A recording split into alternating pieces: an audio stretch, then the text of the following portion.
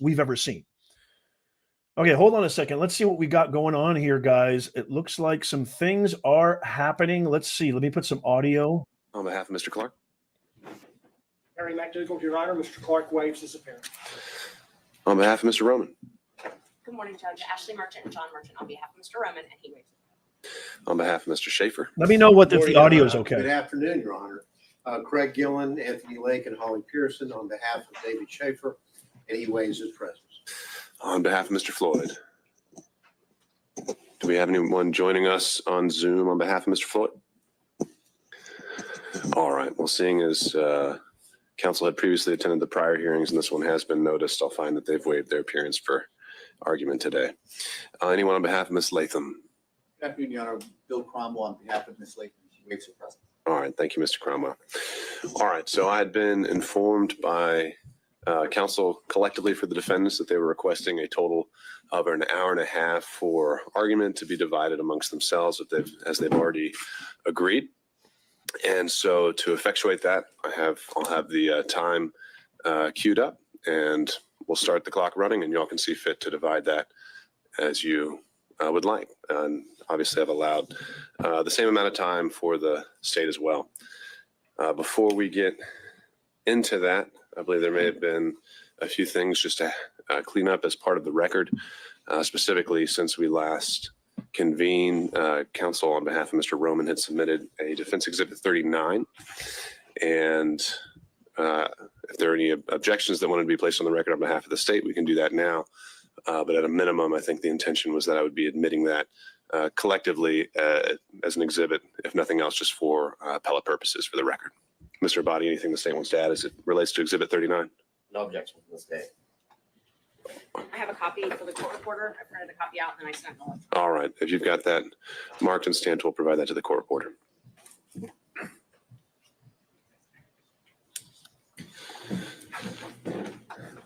All right. And then, as I indicated as well on Tuesday, both parties since the close of the evidence on the 16th had followed up.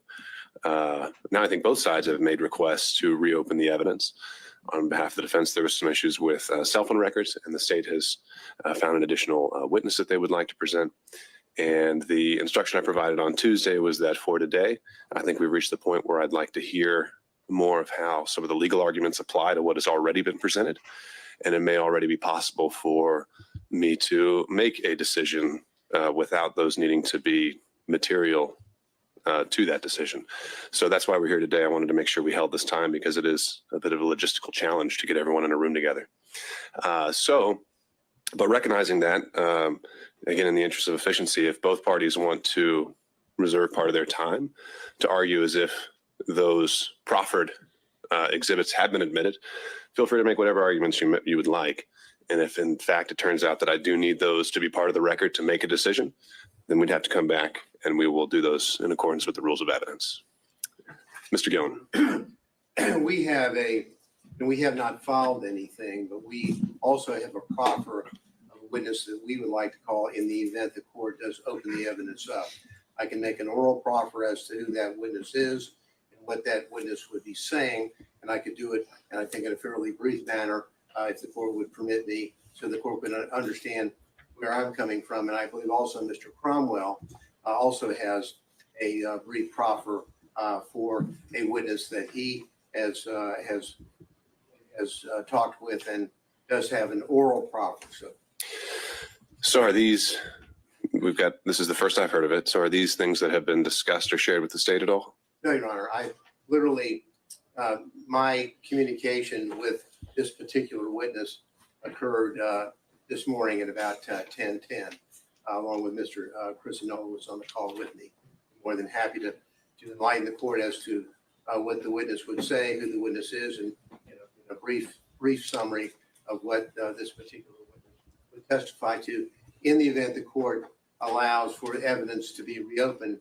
And on the record, I would state that on behalf of my client, Mr. Schaefer, we do want the record to be reopened so that the court could hear what if they want to bring in someone from California, let them bring them in. And we believe that the court might want to hear the proffer and the evidence that we are prepared to at least proffer today. All right. So Mr. Gillen, on that point to this and Mr. Cromwell's even additional evidence. In my mind, in the interest of a fair notice to the other side, I wouldn't want that to be part of the argument today, because the state has no idea what you're about to say. And I think the purpose of a proffer, in large part in this role and in this context, is having them at least have the ability to make those initial counter arguments. Now, I don't think that would prevent you from, after today's hearing, if you want to file it, make it part of the record, then I think that both parties have already elected that they are willing to use that mechanism. But just for today, kind of showing up now without having shown this other side at all, even this morning, I don't think that would be fair. I did not intend to use the proffer in the legal argument. Sure. I just wanted the court to be aware that we do have an oral proffer. We can file it, and we can supplement the record and file it for the court's consideration. Literally, Right. hot off the press. Sure. As we printed it out and wrote down. Okay. All right. Well, Mr. Cromwell, is there anything you wanted to add to that? No, Your Honor. Okay. Mr. Abadi, anything you want to add to that? I don't know what it is. I don't know how to add to it. No. All right. Just anything on a procedural perspective. I mean, from a procedural perspective, I would submit to the court, as you said multiple times, evidence is closed.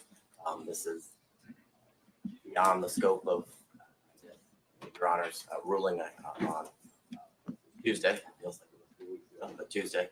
So I guess we'd object at this point and go from there. Okay. All right. Anything else by way of housekeeping, Mr. Sato? Apparently, the state filed 2 supplemental exhibits, number 2 and number 3, about 15 minutes ago. So to the extent that they came to work and use those in their proffer, talking about the same notice requirement, we actually did just that as well. Understood. So as it relates to that, Your Honor, I believe you were very clear on Tuesday as well that in the proffers we could argue rebuttal evidence as it relates to the evidence that was submitted by defense counsel after the evidence was closed. And that's merely what it is. It's rebuttal evidence as it relates to the cell phone records or analysis that was done by the non-expert filed by Mr. Seda. All right. Mr. Killen.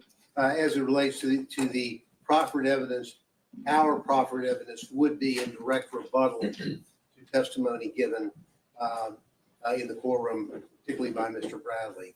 So we would have a direct rebuttal of that. That's what our proffer will be. I understand the court's ruling. Just want to put that on the record. Just so we know the context of it. Is that similar for Mr. Cromwell as well? It is. And just solely relates to Mr. Bradley's testimony? It does. Okay. All right. All right. Noted. Anything else then? Your Honor, the proffered evidence is basically would corroborate what has been admitted in evidence as Exhibit 39, but chronological text. Okay. All right. Then if there is nothing else, I'll turn it over to Ms. Merchant to begin on behalf of the defense. Sorry, Judge. Unfortunately, you're stuck with me today. Understood.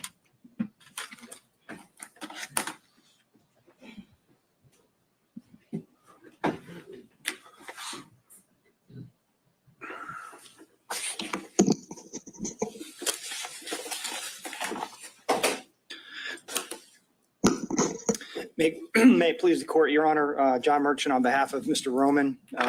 Just by way of roadmap to give you some idea about the allocation of time and what I'm going to be covering. I've been charged with talking to Your Honor about the conflict issue and the appearance of a conflict and what we believe the evidence to show on that issue. Mr. Sadow, Mr. Gillum will be talking more about the forensic misconduct piece of it. Ms. Willis's church speech, statements made to the media, fraud on the court, frankly, and the book that she gave several interviews for. So I won't be discussing any of those issues. So if you'd like to ask me, certainly I can try to address them, but that's going to be the focus of their presentation. And then towards the end, other folks may have some issue-specific type arguments, either in follow-up to mine or the forensic misconduct. But those are the 2 lanes that we're going to be covering, but I'm going to do the conflict piece of it for you.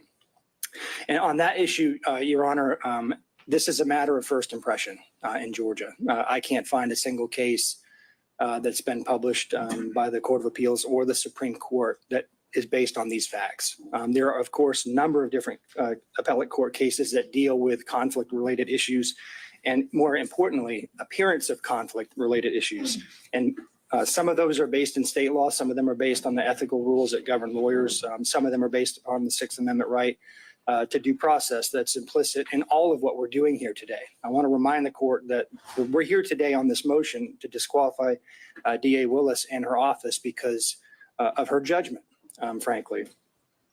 She is supposed to be disinterested under the Sixth Amendment, and she's anything but that. The fact that these proceedings have taken this long and through the convoluted way we've made it here today, explain that. So as I present my arguments, I want the court to understand that this court represents the guardrails for the Sixth Amendment in this context, and Ms. Willis has already been disqualified once. So I would encourage the court to remember what Judge McBurney did in his order disqualifying. The same argument was made in that case as to whether or not there needs to be an actual conflict of interest, or whether or not the appearance of a conflict of interest might be sufficient under the facts. I want to make clear to the court that the law in Georgia suggests and is very clear that we can demonstrate an appearance of a conflict of interest, and that is sufficient. I'm going to be candid with the court. There is a Supreme Court decision from 1996, Lambie State, and then there are 2 Court of Appeal decisions after that deal, frankly, in some dicta that suggests that an actual conflict is required. But the Supreme Court of Georgia, since those decisions came down, has made quite clear that the appearance of a conflict standard still applies. And the reason that's important is I think under the Sixth Amendment, which is where we're at, in order to preserve the defendant's rights under that provision and under corollary provisions of Georgia law, you've got to consider the appearance of a conflict. And the reason why the appearance of a conflict is so prescient here is because if this court allows this kind of behavior to go on and allows DAs across the state by its order to engage in these kinds of activities, the entire public confidence in the system will be shot. And the integrity of the system will be undermined. And so with those sort of public policy and constitutional principles, I wanted to turn to the law in Georgia on disqualification. And Your Honor, I'm going to give you the law, and then I'm going to talk about the facts and how they apply to the law at the end. If you want to talk about the facts earlier, jump right in, and I'll be happy to do that. I'm sure Your Honor is very well prepared and probably knows all the law that I'm going to cite to you. But to give the skeleton outline, the original seminal case that deals with conflict of interest from the Georgia Supreme Court is Williams v. State. That's 258 Georgia 305. And there are basically 2 methods by which you can disqualify a district attorney. One of them is a conflict of interest, and I'll suggest to the court that doesn't mean an actual conflict. That could mean an appearance of conflict as well, and then forensic misconduct. Importantly, in the Williams case, though, in footnote 4, and I think this is important for the court's analysis about the facts and which box it fits into, the court said there was no clear demarcation line between conflict of interest and forensic misconduct, and a given ground for disqualification of the prosecutor might be classifiable as either. And I think that's important because we have facts that fit in both boxes. So if a state stands up and says, well, there's no actual conflict here, Judge, that doesn't mean necessarily that it doesn't apply to the forensic misconduct. Typically, forensic misconduct relates to statements of the prosecutor designed to impugn the character of the defendant before trial and to affect the jury pool, which we have here, which I'm not going to discuss, but the facts that we have here very much relate to that issue, and there's crossover. Importantly, and I think this is important for the court's consideration of what effect the court's ruling may have, if you deny this motion, there's a good chance, if it's reversed, that we would be granted a new trial. So that means we're going to have to do this all over again. In amusement sales versus state 316 Georgia Appellate 727, that's a case that cites Whitworth, which is physical precedent only. The court said, if the assigned prosecutor has acquired a personal interest or stake in the conviction, the trial court abuses its discretion in denying a motion to disqualify him, and the defendant is entitled to a new trial, even without a showing of prejudice. So that means if we show the court today, and I think we have through the proceedings today and before, that Ms. Willis has developed a very personal interest in this case, and Your Honor denies this motion, we're coming back all over again if the appellate court say you were wrong. So what is that personal interest? So the personal interest can be, there's no definition of that under Georgia law. And it could be a personal financial interest. It could be a personal interest related to bias against a particular defendant, which sort of falls into the forensic misconduct box. But we have here a very personal financial interest that's been laid out in terms of money received by Ms. Willis as a result of the scheme that she set up.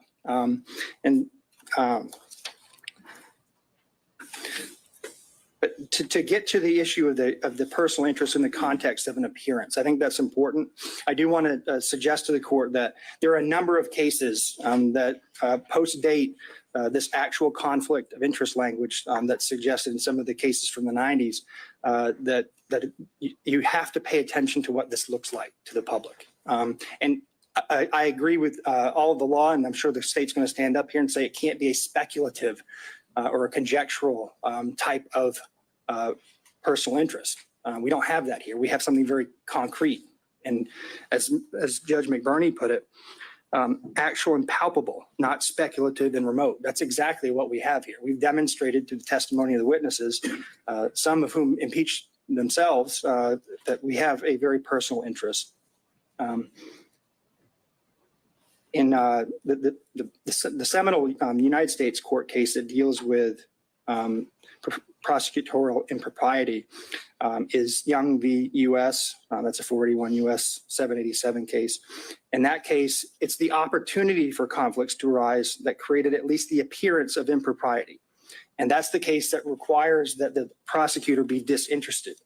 Since a scheme injecting a personal interest, financial or otherwise, into the enforcement process may bring irrelevant and impermissible factors into the prosecutorial decision. Now, there are a number of Georgia cases that sort of repeat that theme.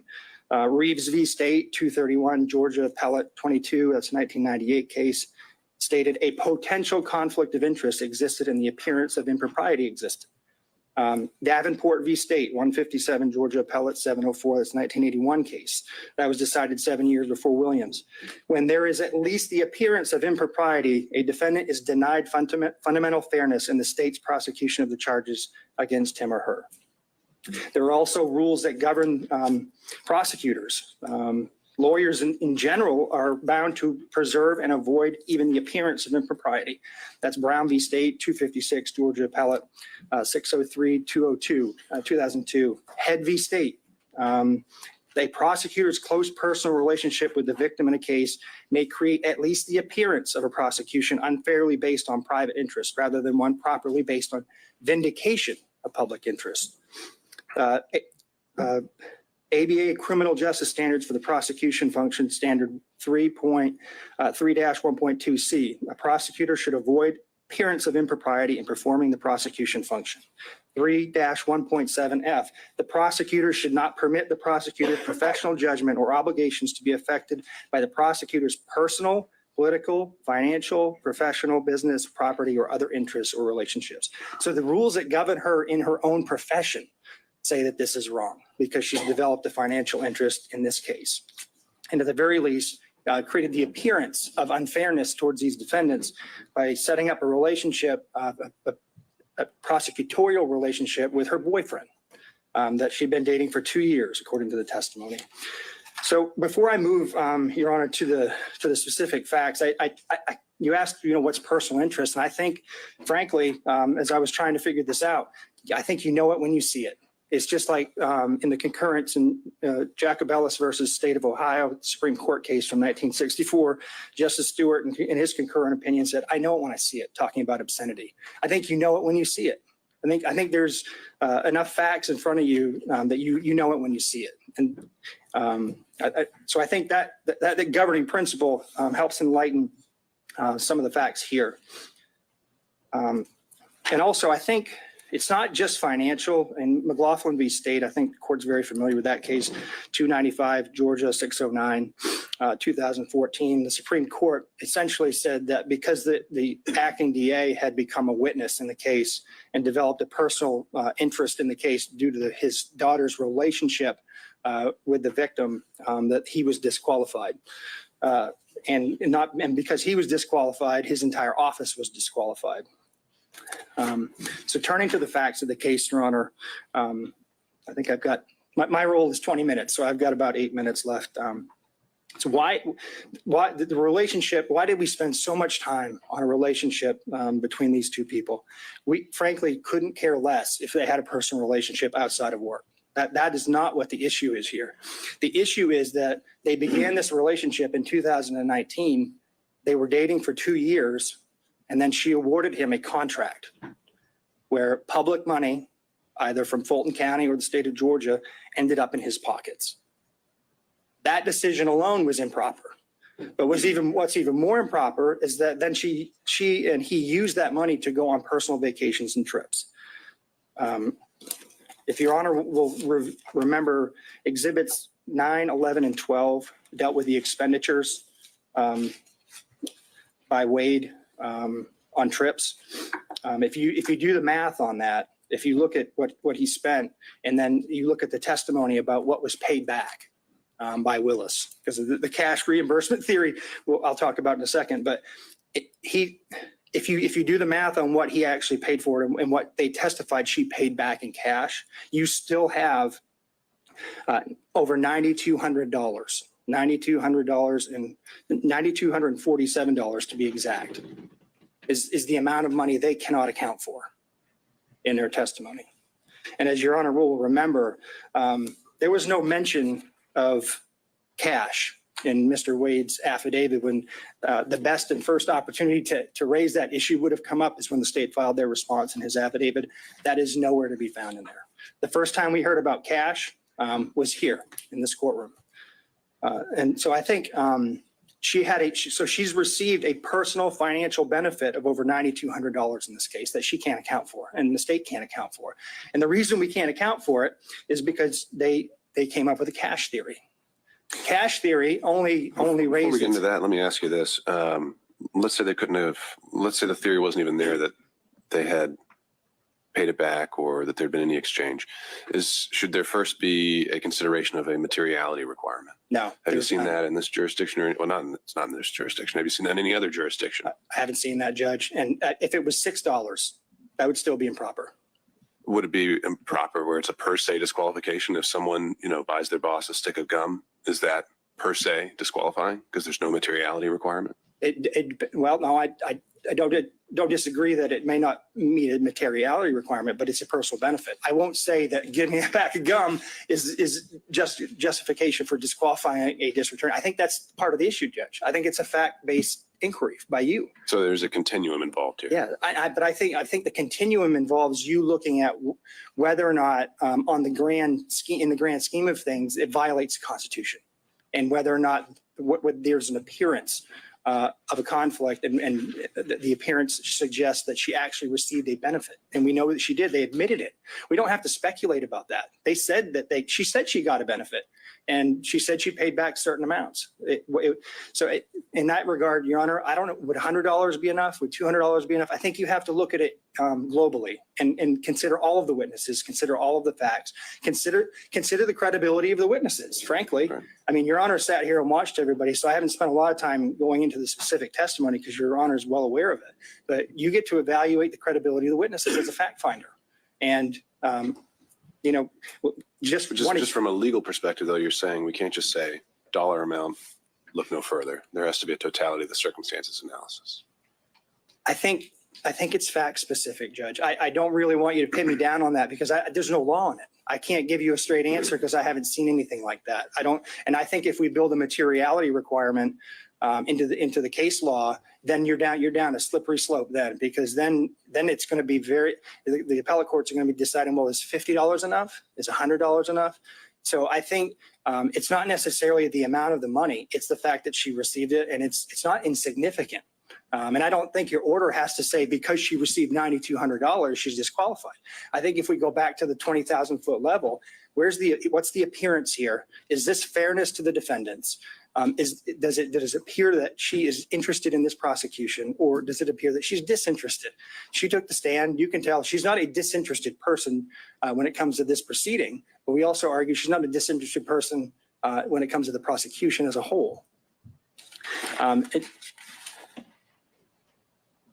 going to leave for, I'll resist the temptation to defend my wife, and who I believe to be an excellent lawyer and a member of the bar for 20 years in good standing. But I will say this, Judge, you don't just evaluate the credibility of the witnesses. You evaluate the credibility of the lawyers. And Mr. Abadi stood up here in open court in front of national news and the national public and called her a liar. I need to address that for 1 minute.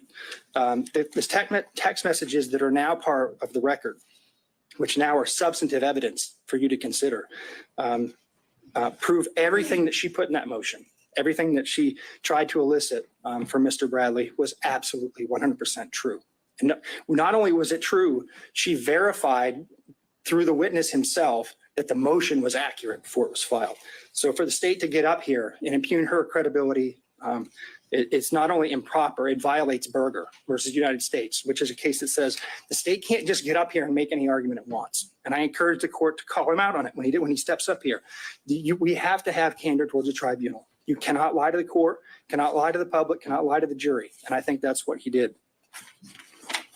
So there's other corroboration of our view that she was in this relationship. I think, frankly, based on Mr. Bradley's testimony, Your Honor can separate the wheat from the chaff when it comes to credibility. But Mr. Bradley had 2 chances to correct information that he suddenly developed amnesia about, and he just didn't do it. How does the timing of the relationship impact financial interest? Because it's part of the scheme she created intentionally in order to give benefits to her boyfriend. So there's a reason why they fought so hard on this, Judge. I mean, there's a reason that every single subpoena was objected to. Every single question we asked Mr. Bradley was objected to. The jumping up and down, all of the obfuscation. There's a reason for that. They know that if Your Honor finds that relationship started in 2019, that the appointment of Wade itself was improper. And if that was improper, then he had no business as an average citizen, along with the fact that they didn't have approval from Fulton County to appoint him in the first place. That undermines the indictment. It creates a structural impairment in the indictment because he had no more business being in the grand jury room than I did. So that's what they're worried about. And the reason why it's important for the financial piece, Judge, is it's how the money ended up going back to her. She put her boyfriend in the spot, paid him, and then reaped the benefits from it. That she created the system and then didn't tell anybody about it. She didn't even tell her dad about it. So I think if in the grand scheme of things, if you're looking at the totality of the facts, and I've got to sit down here in about 2 minutes to make room for my co-counsel. If you look at it, everything put together, judges, they did this, they knew it was wrong, they hid it, and even when they were called out on it, they tried to create an excuse for it by saying it happened after the fact. We know now from the testimony, Ms. Yurdy confirmed that Mr. Bradley, his text messages were accurate, not his court testimony, but that fact was accurate. The motion is accurate. And so also, I do want to point out, there's no paper trail here for the cash. I know that this was I know she and her father both testified that they kept cash on hand, which, I mean, keeping cash on hand in and of itself is not a problem. When you're a public official and you're required to keep track of gifts that you receive, then you need to keep track of it. But there's no paper trail. There's no deposit history. There's no withdrawal history. There's no receipts, none of that. So even assuming their testimony could be credible, and we don't think that it is, you still don't have enough information to track all that money that she received. And this is just what. But does the lack of evidence fall on the state? Does the lack of evidence fall on the state? Isn't that where burdens come in? Yeah, yes, I think they had an obligation to tell Your Honor, hey, this is where the money went. And they certainly had the ability to do that if they could do it. Since they didn't do it, we have to assume they can't. And if they can't, I just want to remind the court of a very important piece of testimony from Ms. Willis that I think goes to credibility of all of the officers of the court who testified. She met with Wade and they developed in 10 minutes after talking about the financial piece, I believe, this cash theory that could not be rebutted. We have no ability to do that. They did, and they chose not to do it. So with that, Your Honor, unless Your Honor has more questions for me, I'm going to sit down and turn the podium over to my distinguished colleague, Mr. Sadow. Thank you, Mr. Merchant. Appreciate the court's time.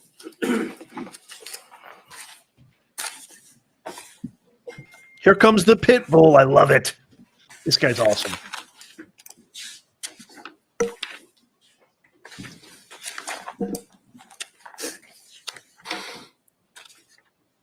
Good afternoon, Your Honor. I'm going to speak to what I would call a subset of forensic misconduct. And I'm going to assume that all the law that's been provided to you in pleadings as well as emails, you know, you don't need me to tell you what the law is. So I want to just set up how the disqualification and then dismissal of the indictment should take place under the subset of forensic misconduct.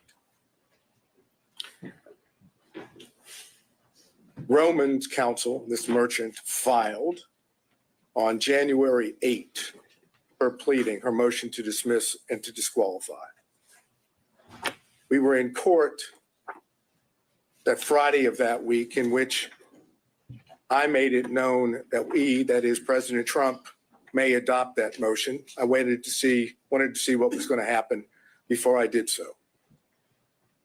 That Sunday, which would be January the 14th, 2024, DA Willis took it upon herself to go to a historic Black church in Atlanta, having not responded at all to the motion of Ms. Merchant's client, Roman. And she made what we've now called the church speech. And Your Honor has reference to that. You didn't necessarily want evidence on that, but you know what the church speech was. It was videoed. It was clear that Ms. Willis had notes. She was reading from notes that she had prepared. It was a calculated determination by Ms. Willis to prejudice the defendants and their counsel. How so? By making an issue out of the fact that the person that was challenged in the Roman motion was Black, without telling the public or the church members or anyone for that matter, that the reason that Mr. Wade was being challenged was not because he was Black, had nothing to do with race. It had to do with the relationship that had been alleged and later admitted to by Ms. Merchant. Ms. Willis took full opportunity to prejudice the defendants and then comes along later in a pleading and says it wasn't designed or intended to be at the defendants at all or the defense counsel, which with all due respect is just nonsense.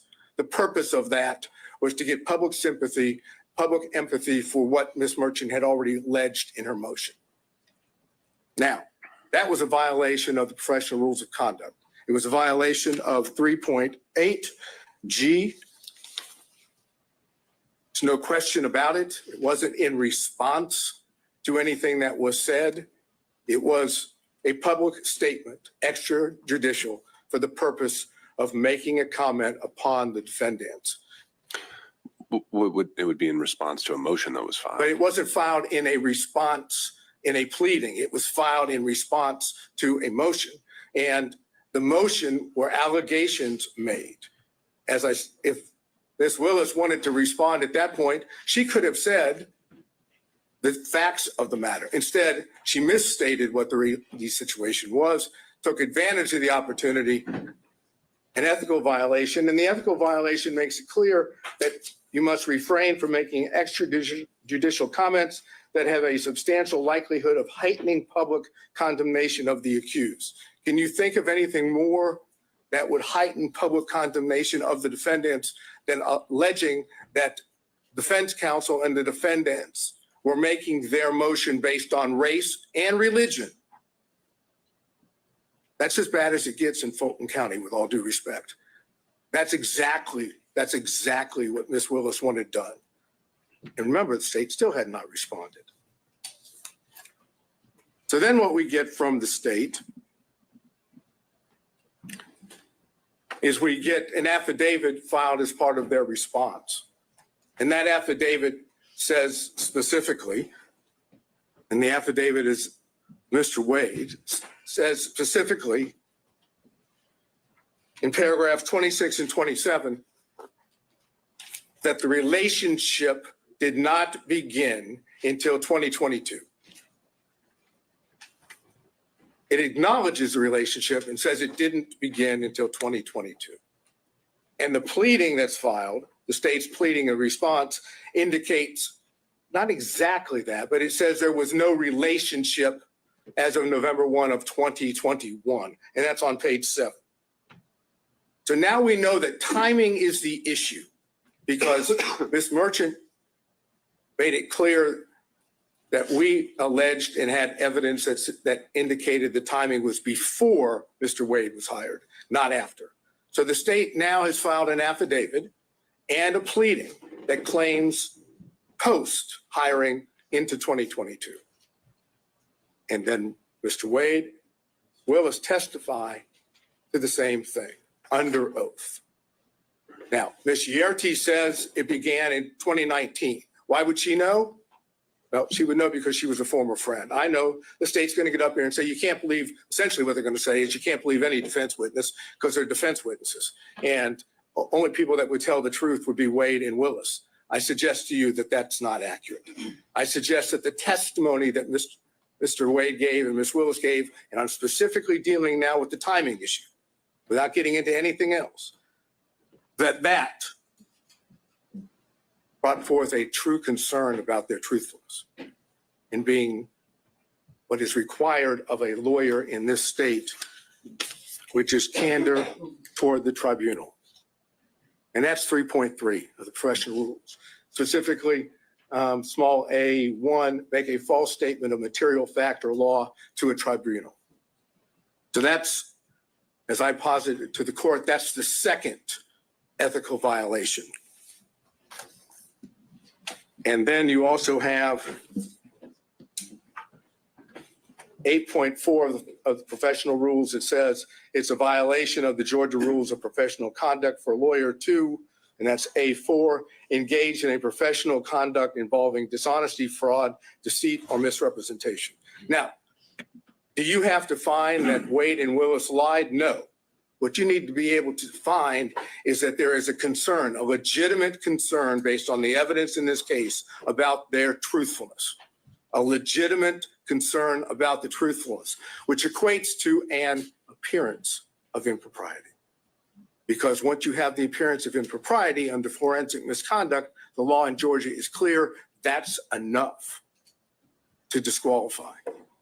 So why should you find there's a concern with their truthfulness? ERT is the first one. You have that testimony. But then we go to what is the most obvious indication that Willis and Wade were not truthful on the point of timing, and that's Bradley. Defense Exhibit 26 came into evidence. Defense Exhibit 26 comes in and says, and you know I went into this the last hearing. It says that on January the 5th, 2024, at approximately 9:49 a.m., there's text messages that are exchanged between Ms. Merchant and Mr. Bradley. And the text messages go like, just date, and that's from Ms. Merchant. Ms. Merchant says, do you think it started before she hired him? Bradley, who we now know from Defense Exhibit 39, has been texting with Ms. Merchant for a number of months. This is not the first time. This is months within the communications between the two. Mr. Bradley says, absolutely. Now, absolutely is not a speculative word. That's not speculation. That's a definitive statement. And Bradley then, unprompted, says this. And unprompted is important. It started when she left the DA's office and was a judge in South Fulton. It goes on, Ms. Merchant says, she liked it started when she left the DA's office with the appropriate emoji or whatever one would call it to say it was liked. And then Mr. Bradley say they met at the municipal court CLE conference. Again, unprompted. He's now definitively telling Ms. Merchant when this relationship started. Ms. Merchant says, that's what I figured when he was married.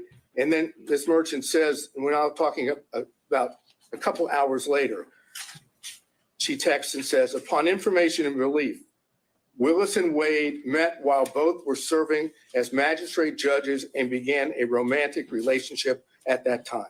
And Mr. Bradley responds, no, municipal court. Thank you.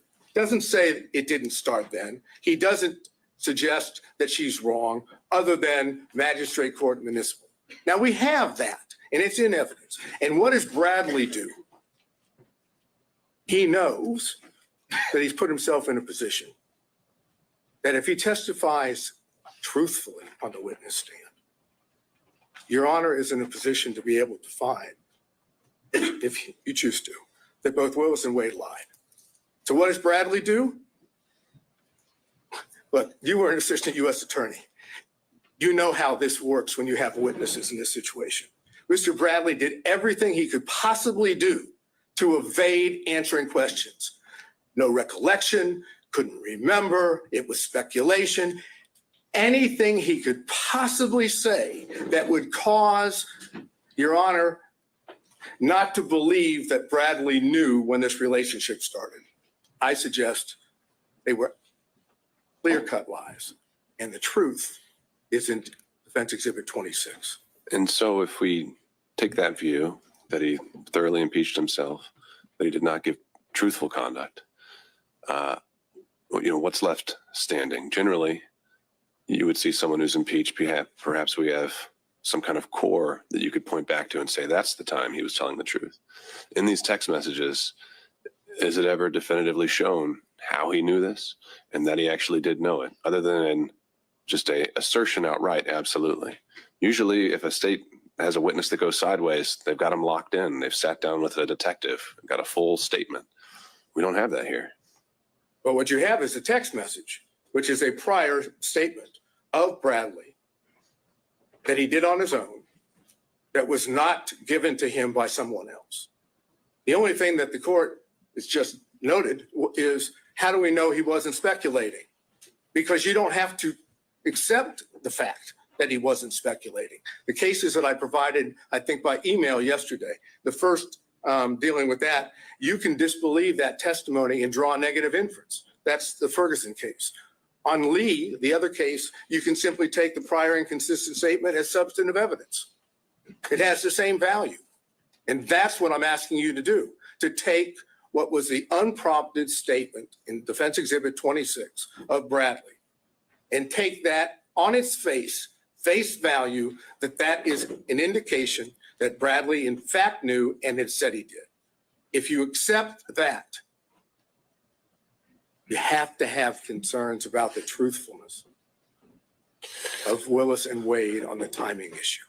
And I don't know if this is something maybe one of your co-counsel were going to address as well. We heard about kind of the law that applies, how we're outside kind of the orbit of the core of cases we're used to dealing with here, where it deals with side switching or where someone is in the relationship, the client relationship. The proposition you're putting forward now is that if a representative of the state, a lead prosecutor, the district attorney themselves, says something that's untruthful on the record, that is something that immediately has to be proactively policed by the trial court. Is basically what I'm getting at is, where in the law do we find the remedy to an untruthful statement? Generally, we send you down the street to the bar, right? And that's why I gave you the cases of Registe and Edwards yesterday. While those aren't prosecutorial cases or dealing with prosecutors, they deal with counsel. And in both those cases, the trial judge found ethical violations on the part of defense counsel or potential ethical violations. Went through the ethical violations and said, based on that, you're disqualified. You cannot be the attorney of record in this case. What's good for the goose is good for the gander.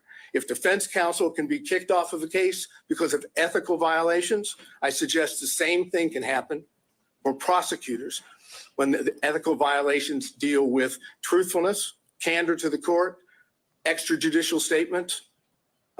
Those are the things that this court can rely upon and say, based on those, again, I find an appearance of impropriety. Where would be the limiting principle? The district attorney signs every indictment assigned to this courtroom. Does that mean she's off every case? No, it would be when the, If I found that she's untruthful, is that what you're kind of suggesting though? you don't have to find, again, I'm not saying you have to find she was untruthful or that Wade was untruthful. You don't have to make a finding of fact that they lied. All you have to do is make a finding of fact that you have genuine, legitimate concerns about their credibility, about their truthfulness. And once you find that, then you can apply Registay and Edwards. Well, but it's the same principle though. If I have genuine concerns about her truthfulness on a particular occasion, how do those not spill over into every criminal case a district attorney brings? Well, it's because she testified under oath, and so did Mr. Wade. They didn't have to testify falsely. They could have testified truthfully. They could have indicated that the relationship, the timing was in fact before Mr. Wade was hired. They chose not to. And in that sense, that dishonesty, that constitutes a violation of their ethical responsibilities. This is not signing an indictment. This is not filing a pleading in which both sides have their own positions. This is a requirement that every witness has to tell the truth under oath. And if they don't tell the truth under oath, or there's a significant concern about their credibility, then they're violating their ethical rules. And as anyone will tell you, as Your Honor already knew from when you were a prosecutor, prosecutors are held to a higher standard. They're the ones that are supposed to be seeking justice. They don't have a particular, they're supposed to be disinterested. When you have the lead prosecutor and the DA giving what I suggest to you is untruthful testimony based on what Yerty has said, based on what Bradley said in his text, based on the whole way it was presented to you. Bradley didn't want to testify. He first came up with his attorney-client privilege thing on that. Then Your Honor was, fortunately, went into that. And then when Bradley knew he had to testify about it, you saw what happened. You can draw the inference, as I've suggested on Bradley, that what he said in the text message, Defense Exhibit 26, is true. The relationship, in fact, started prior to November 1st of 2021. That ERT says that. And now, without getting into any detail, the cell phone records. The cell phone records show that during that period of time from, let's say, April 1 of 2021 to November 30th of 2021, that there was a considerable number of 35 or more occasions where it appeared that, based on the records, that Mr. Wade was down in the area where Miss Willis was staying in Yerty's apartment. But more important is there are two occasions, and the state has not challenged those. There are two occasions where the records reflect that it appears Mr. Wade spent the night at that apartment. The state may say, we don't accept that, but they didn't challenge it. And even when they brought forth what they brought forth today, supplemental 2 and 3, they didn't challenge it again. So what does that suggest? That's corroborating evidence of what Yerte had said, of what Bradley said in his text message. It's also impeachment evidence as to what Wade and Willis said about how many times. Is that a significant, in terms of just the times? Didn't Mr. Wade testify that he was there at least 10 times during that time frame? You've now found 35. Well, minimum of 35. Okay. But never overnight. He said he never spent overnight. Put that to the side, though, just in terms of the fact that he did say he'd been over there, that he'd visited the place. And I would presume he wasn't obviously keeping a very good accounting of it, but that wasn't something that was entirely denied. If you're asking me, do we win on the point that he said more than 10 or around 10 and we say 35, do we win on that point? Sure. No, Okay. it's not determined. The overnight rate might raise some more concerns. Understood. Yeah, it does. And that's the reason why we highlighted it in the affidavit of Mr. Middlestaff, because that is suggestive that they were not being honest to the court. So then, how much time have I used? Have I? I'm letting them use the hook. So suggestive, again, raising issues. I'm wondering about burden. Is it we're dealing with a preponderance standard? We are dealing with a preponderance standard and it's our burden. Yeah. No question about that. So does But- suggestive get us there? No, but it is corroborating evidence of evidence that we did put up. And that's what the purpose of the cell phone records. They corroborate what Yerty says. They corroborate what Bradley said in Defense Exhibit 26. And they impeach, to that extent, Wade and Willis's testimony. So if you find by a preponderance of the evidence, so I can finish this up. If you find by a preponderance of the evidence that what I call subset of forensic misconduct, ethical violations has been shown, and that there is a significant and legitimate concern about the truthfulness of Wade and Willis, they're disqualified. Now, obviously, the factual findings are yours, but the law allows you to do that. You don't have to do it through an actual conflict. That's the other side of the equation.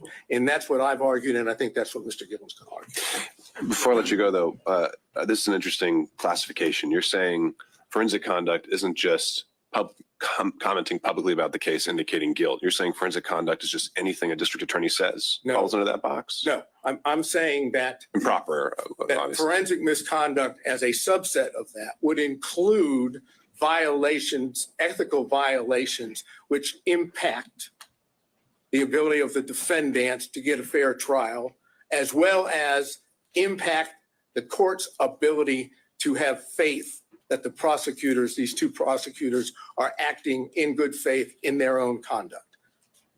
Same idea dealing with, as I said, defense counsel in the two cases I mentioned. Ethical violations can give rise to disqualification, and I suggest we have that here. All right. Thank you, Mr. Sano. Thank you. Where's the shot clock when you need it? Right there. Your Honor, I want to address very directly here. What we have is a systematic, continuous pattern, a calculated plan, evidencing a design to prejudice the defendants in this case, in the minds of the jurors. This is what we have seen. This isn't the problem that the district attorney has. It's not that the district attorney had some sort of brief off-the-cuff statement in an interaction with a reporter like in Williams. That's not what we have here. We have someone who sat down, wrote out her speech, wrote out her plan, who sat down for whether it's 2, 3, or 6 times with the editors of Find Me the Votes and told and got her message out about this case before it was supposed to be tried in this courtroom.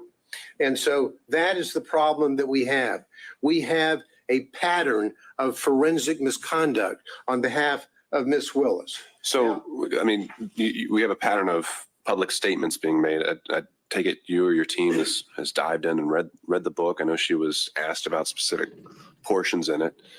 The only case that I can find actually talking about when someone crosses the line on public comments is that Williams case. And it talks about there has to be an implication of saying the defendant, a particular defendant is guilty. And it even denied it, right? So have you found any case in Georgia where they actually said that a prosecutor had gone too far in their public comments? Does one exist? Well, number one, thank goodness it doesn't happen often. Sadly, it's already happened here. Now, in Williams, the prosecutor had one response to an inquiry. The court found it was improper, but did not have this pattern. Now, it doesn't necessarily mean a comment about the quote guilt or innocence, although that was the pattern in Williams. It's the improper comments by a prosecutor. For example, in Williams, they cite the nature and consequences of forensic misconduct in prosecution of criminal case, a 1955 Columbia Law School article, and how prophetic that was. When Williams cites that case in that law school article, they talk about an awful lot more than simply the comments about specific guilt or references to guilt. What you have here, Your Honor, is a comment, and we can't look at it doesn't apply only if a prosecutor said, I think the defendant is guilty in my mind. No, it's more pernicious than that. What we have here is someone who sat down and drew up a plan for two reasons. And what she did reminds me of what the court in Estes v. Texas talks about, and that is that pretrial can create major problems for a defendant, indeed more harmful than publicity during a trial, for it may set the community opinion as to guilt or innocence. That's what we have here. That's exactly what we have. And the court in Estes talks about the power of the television camera. So what do we have, and what did this prosecutor do? What she chose to do is sort of what was criticized by the Supreme Court in Shepard v. Maxwell. Legal trials are not like elections to be won through the use of meeting halls, the radio, or the newspaper. That's exactly what we have here. What we have is a deflection. What this is all about is more insidious than just making the comments that she's made. It's a deflection. What she chose to do was to say, okay, I have done my best to hide the relationship with Nathan Wade. And Nathan Wade has done his very best by filing false documents in his divorce case to hide his relationship with Miss Willis. Now, and so what did they do? Well, when Miss Merchant filed the motion to disqualify, now the game plan has to change. The game plan I call the deflection begins to take place. The deflection is when the district attorney sat down and wrote out. Look at I'm sure the court has. When you look at that video, it's in evidence of her speech at church. She has written out everything and she's reading from it. She chooses to deflect. The court asked earlier, wasn't she really responding to the motion that had been filed against her? Would that she had. Because if she had, she would have looked the members of that church in the face and say, there's been an allegation that I had a romantic relationship with Mr. Wade. And ladies and gentlemen of this congregation, it's true. She didn't do that. She chose to deflect and to do two things that are reprehensible for any lawyer, but particularly for a prosecutor. She chose to pull out the race card and the God card. That's what she did. And she wrote it out. She went on to deflect away from the allegations in the Wade motion. And she said, she's saying, why, in her talk, public discussion with God, why are they only attacking one in reference to Mr. Wade? And then she goes on to say, God, isn't it them playing the race card when they only question one? Now, if she had been truthful with that congregation, truthful with the community, she would have said, I had a relationship with him. Good, bad, forgive me, whatever. That's what she should have said. But she chose to deflect and say, them, the reference to them and the others and they. It's obviously a reference to the motion filed by Ms. Merchant. They choose to go after the black man. And she then goes on, again, deflecting away and deflecting to what I call the third rail in American society, choosing somebody on the other side of being a racist. So-and-so is a racist. They're racist. She was the one playing the race card in a way to try to deflect from her own conduct. She goes on to say in discussions with the Lord, God, is it that some will never see a black man as qualified no matter his achievements. Again, the deflection. What is she saying? The listener is not necessarily in that audience in that church. The listener is at Fulton County. The potential jurors who will come into a courtroom and say whether or not they can fairly judge the evidence or judge the defense in this case. She chose to inject race into the minds of the listeners and virtually everybody in this community, and literally everybody in this country has reviewed and analyzed her speech that she made in a premeditated way. And in bringing in not only the race card, but also in bringing in the religious matter, this is exactly what Hammonds v. State and our Supreme Court talks about condemning as an inflammatory appeal to the jurors' private religious beliefs. Why would she do that? To deflect. But now, not only is she deflecting, but she is then going forward and, in a way, telling the community, telling the congregation that God is on her side, not on the side of these people. God, she said, and when she's talking, and she's saying, God, pray for their souls. I, meaning God, qualified you. I qualified your imperfect, flawed self. I see you in every hour. Do my work.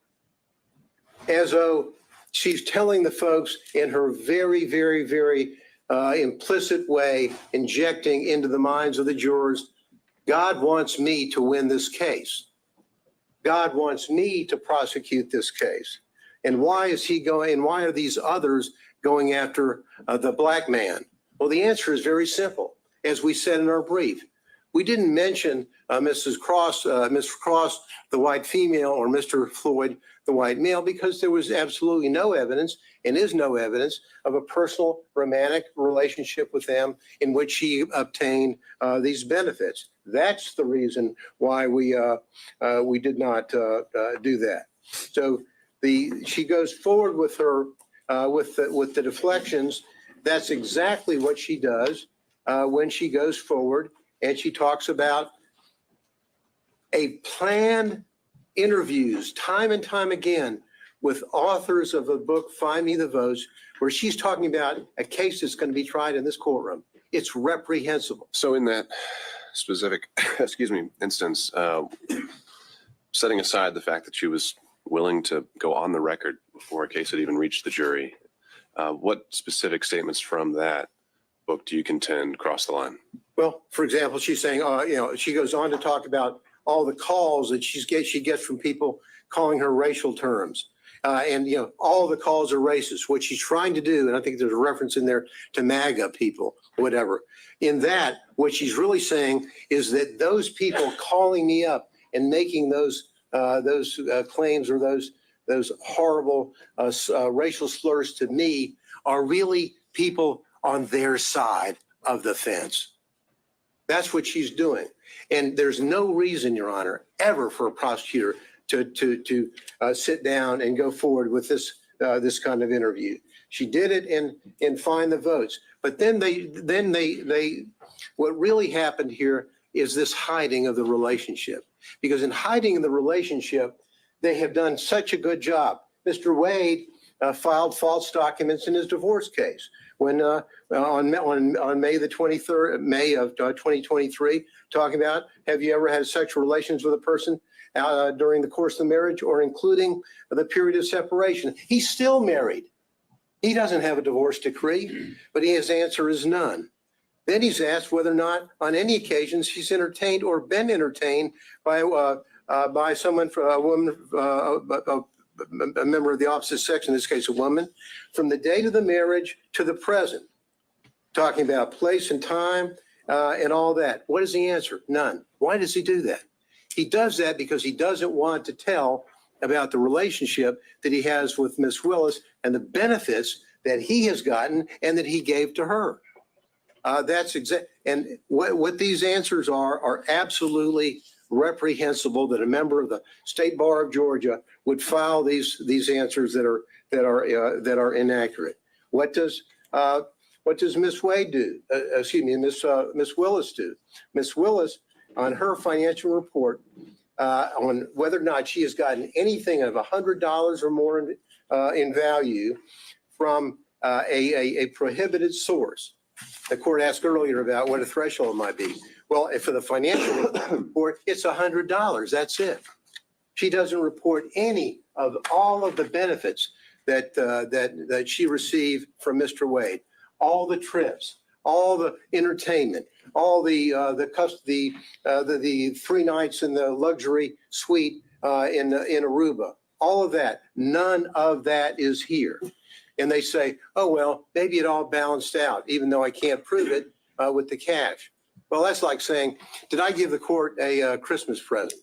Well, maybe I gave the court a Christmas present and the court gave me one back. The court has to fill out a form whether you got a Christmas present from anybody. You say, I got one from Mr. Gillen. You don't say, nah, well, I gave him one back, so it really evens out. They're false reports. And because they're false, what they had to do is they had to say, uh-oh, Ms. Merchant has caught us. And so what we're going to do is we're going to get, in our response, we're going to get Mr. Wade to file a false declaration, which he does. His declaration in this case is false. And the evidence showing that that is false as it relates to the timing, and the court asked earlier, why does it matter, if the relationship was before or after November 1, 2021? The answer is they think it's important, and frankly, I do too.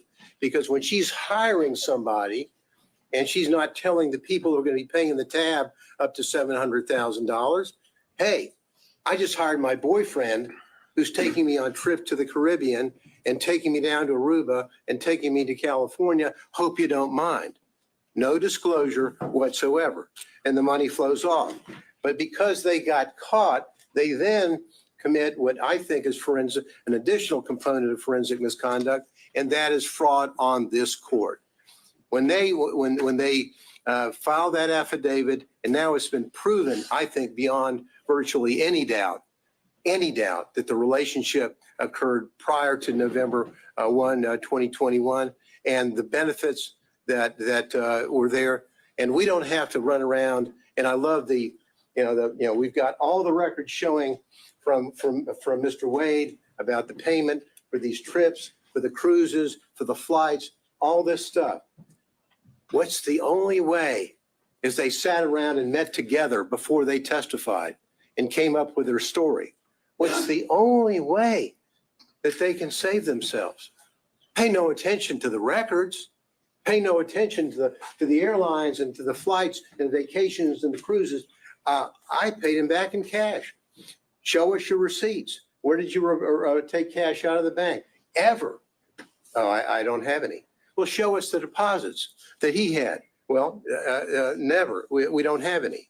What we have here is a fraud on this court, which has been shown, I think, overwhelmingly by the evidence and overwhelmingly through not only the testimony of Yurdi, the testimony of the emails and the text from Mr. Bradley to Ms. Merchant, as well as all the documents that they had no answer to other than the just trust me, I gave him money, it evaporated, I don't know where it came from, and he doesn't know what he did with it. Just please trust us and believe us because it's our only way out of the trap that they set for themselves.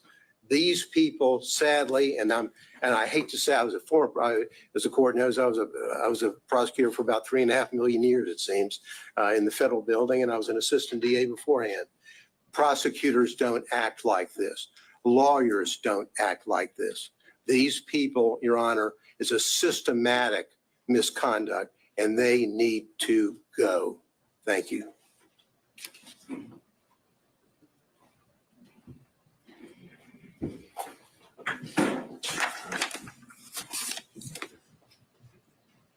Your Honor, I'm going to cover a few factual details without overly rehashing what has already been said. During the pendency of this investigation in this case, Mr. Wade and Ms. Willis basically lived Robin Leach's lifestyle of the rich and famous. And they did this riding on the backs of the defendants in this case, funded by the taxpayers of Fulton County and the state of Georgia. With the money that was paid to Mr. Wade through the contract that Ms. Willis got him. That money flow, that is the personal interest that you asked about. She was personally benefiting from the position, from the job, from the scope of the investigation, from the scope of the indictment and how they conducted it. And we know this, we know from the records that have been submitted before the court that Mr. Wade paid at least $17,095 towards this relationship. That does not even include the various dinners, the day trips that both Wade and Willis admitted to. So that number is likely even higher.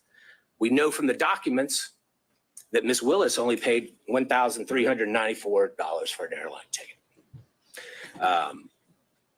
We know from Ms. Yurdy, who was pretty much uncontested, there was no evidence presented by the state disputing her time frame, that relationship started in 2019. She saw them kissing, she saw them hugging. Now, whether or not they had sex before January of 2022, I do not know. They admitted sometime in early 2022, and I found it curious that they both, Wade and Willis, just went straight to the sex. So maybe that's when they started having sex. I do not know. But the relationship predated that. And their combined and overly suggestive focus on that is a red herring to this court and to the defense, that that's what they want you to focus on. They want you to ignore all the evidence that the relationship predated that. The relationship started in 2019. The relationship continued through 2020. The relationship continued through 2021. Looking at the cell phone communications, just in the first 11 months of 2021, over 2,000 calls, almost 9,800 texts. You know, I don't even think love-struck teenagers communicate that much. The November 29th and November 30th escapade, phone call from Ms. Willis, between Ms. Willis and Mr. Wade, 11:32 that night. Shortly after midnight, the phone starts traveling down from where Mr. Wade lives and ends up where Ms. Willis is staying, and he's there until roughly 4:55 a.m. None of the excuses, none of the explanations that Mr. Wade gave, going to the Porsche experience, going to dinner, going to the airport, none of that explains that. I'm pretty sure the Porsche experience isn't open in the middle of the night. I'm pretty sure that there weren't any restaurants that he drove 30 to 45 minutes to go eat at in the middle of the night, right after he talked to Ms. Willis. Teenagers have a name for those kind of calls and those kind of escapades. I won't go into it. But the documentary evidence, the objective evidence, undercuts everything that both Wade and Willis said. When you look at Ms. Yurdy, again, she unequivocally said that relationship began in 2019. She saw physical evidence of a romantic relationship. Mr.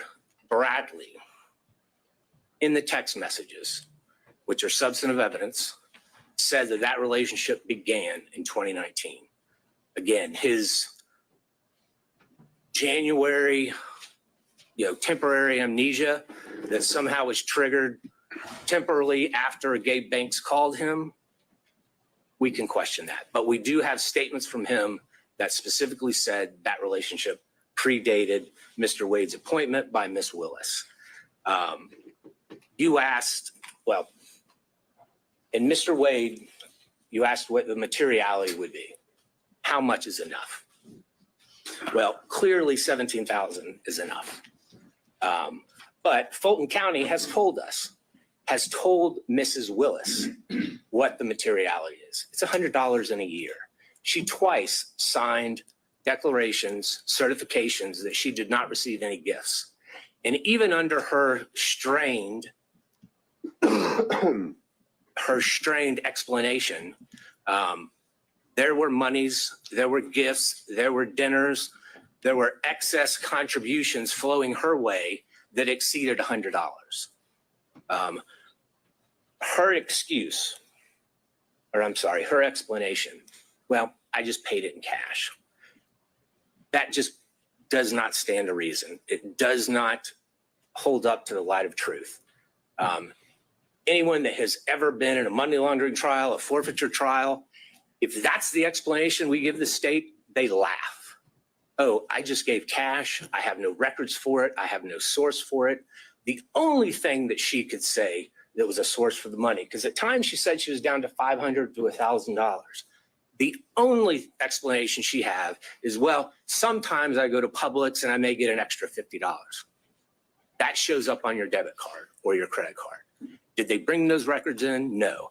Did they bring her bank accounts in? No. Did they bring any documentary evidence in? No, they did not. And why is that important, Judge? Yes, the burden is ours. But under OCGA 24-14-22, if a party has evidence in such party's power and within such party's reach, by which he or she may repel a claim, and they had that power, Ms. Willis had that power, Mr. Wade had that power, that they can repel the claim that we have made against them, but they admit to produce it, or if they produce weaker evidence, then you, as the fact finder, Judge, it is in your power to disregard that, and a presumption arises that that documentary evidence that is in their possession that they failed to produce supports our claim. And that is something that the state relies on regularly in criminal trials. And that is something that the court should rely on in this case when formulating its factual findings. And we know that both Mr. Wade and Ms. Willis have some difficulty expressing the truth when it comes to their relationship in these cases. We know Mr. Wade lied in his interrogatories multiple times. We know Ms. Willis falsely certified that she hadn't received any gifts from anybody. And Mr. Wade clearly was a prohibited source. He was someone doing business with Fulton County. Anything over $100 in a year, she had to put down, and she put zero. And it defies imagination that she could somehow forget about all these trips, all these dinners, all these day trips, and not put that money down. You had asked, I think it was Mr. Gillen, did she say in that church speech or anywhere else that the defendants were guilty? And I think she did in that church speech. She said in that church speech, and she was talking about a conversation that she apparently had with God, talking about herself. She said, this leader has a trial conviction rate of 95%. She said, the trial team this leader put together has a conviction rate of 95%. I do not see how anyone, and I think that was purposefully intended by Ms. Willis, I do not see how anyone can listen to those two statements and not take that Ms. Willis is telling everyone in that church and everyone that's going to hear that in the media afterwards that these defendants are guilty. That is what she was saying. She is a prosecutor. She's familiar with the U.S. v. Berger. Every single attorney that's ever been a prosecutor is familiar with the dictates of that U.S. Supreme Court case. That is a foul blow. That is improper, and she violated pretty much every tenet a prosecutor must abide by to seek truth and justice in a particular case. So, Judge, when you're looking at this, the uncontroverted evidence shows that they had a relationship prior. The uncontroverted evidence shows that Mr. Wade lavishly spent on Ms. Willis. The uncontroverted evidence shows that the money that he was spending on Ms. Willis came from this contract that he had. And I'm not just talking about the contract as a special prosecutor, but there's also those other questionable contracts that no matter whom his partner seemed to be, they also got. There is a direct financial benefit that Ms. Willis received from this. And Judge, looking back at what Judge McBurney said, if merely hosting a fundraiser for a political opponent of a putative defendant creates not only the appearance, but an actual conflict, then what Ms. Willis has done since then in this case creates an actual conflict. But again, as prior counsel has stated, we only need to show the appearance of a conflict. And we have done that by a preponderance of the evidence. In fact, I believe we've shown an actual conflict. But nonetheless, the result should be that Ms. Willis and her office should be disqualified from this case. We still have a few more minutes. I think Mr. Cromwell may have something to say. Thank you, Your Honor. Thank you.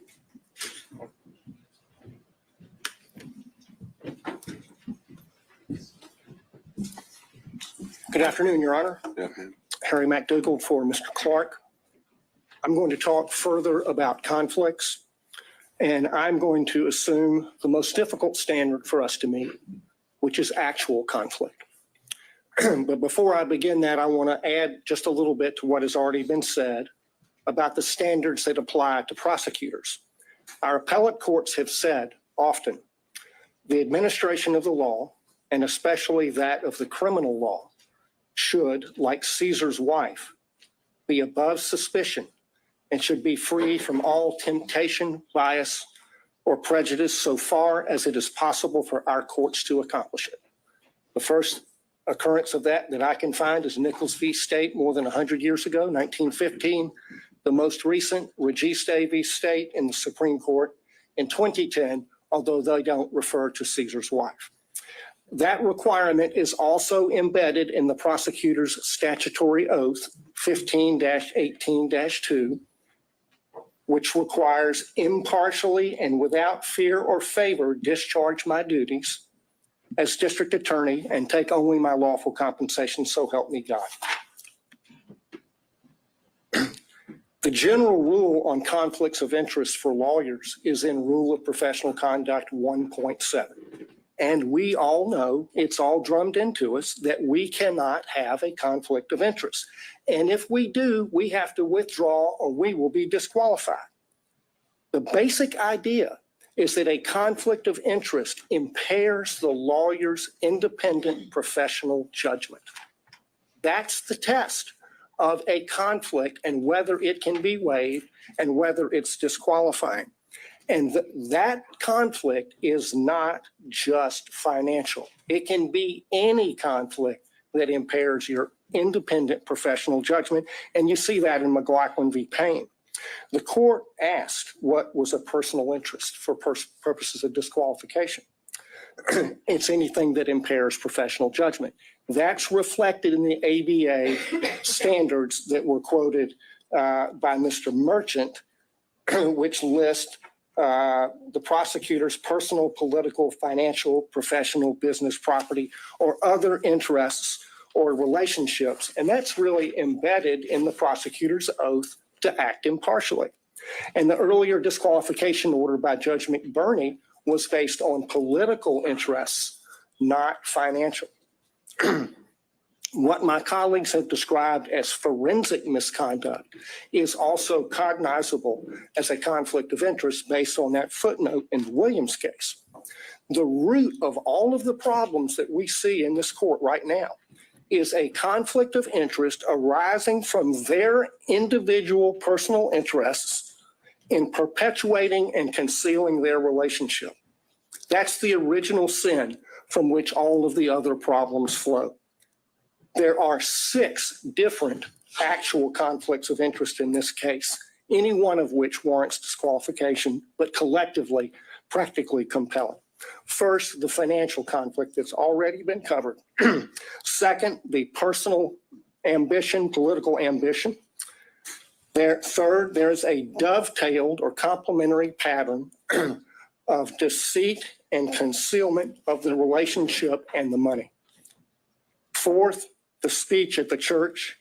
Fifth, the motion for protective order that the DA filed in Mr. Wade's divorce case. Sixth, the way the state has conducted the defense of this motion to disqualify, especially the hearing. On the financial piece, the court asked for a limiting principle and asked about materiality. The limiting principle is whatever impairs the independent professional judgment of the lawyer. That is applied routinely. We have a county code section that flatly prohibits gifts from contractors, period. We have, by analogy, the federal bribery statute, which has a threshold of $5,000, 18 U.S.C. 666. The court asked about burdens and inferences. The court can draw a negative inference from the state's failure to produce evidence to support the invisible magic cash balancing theory based on State v. Thomas, 311 Georgia 407, particularly footnote 19. As to the timing question that the court asked about,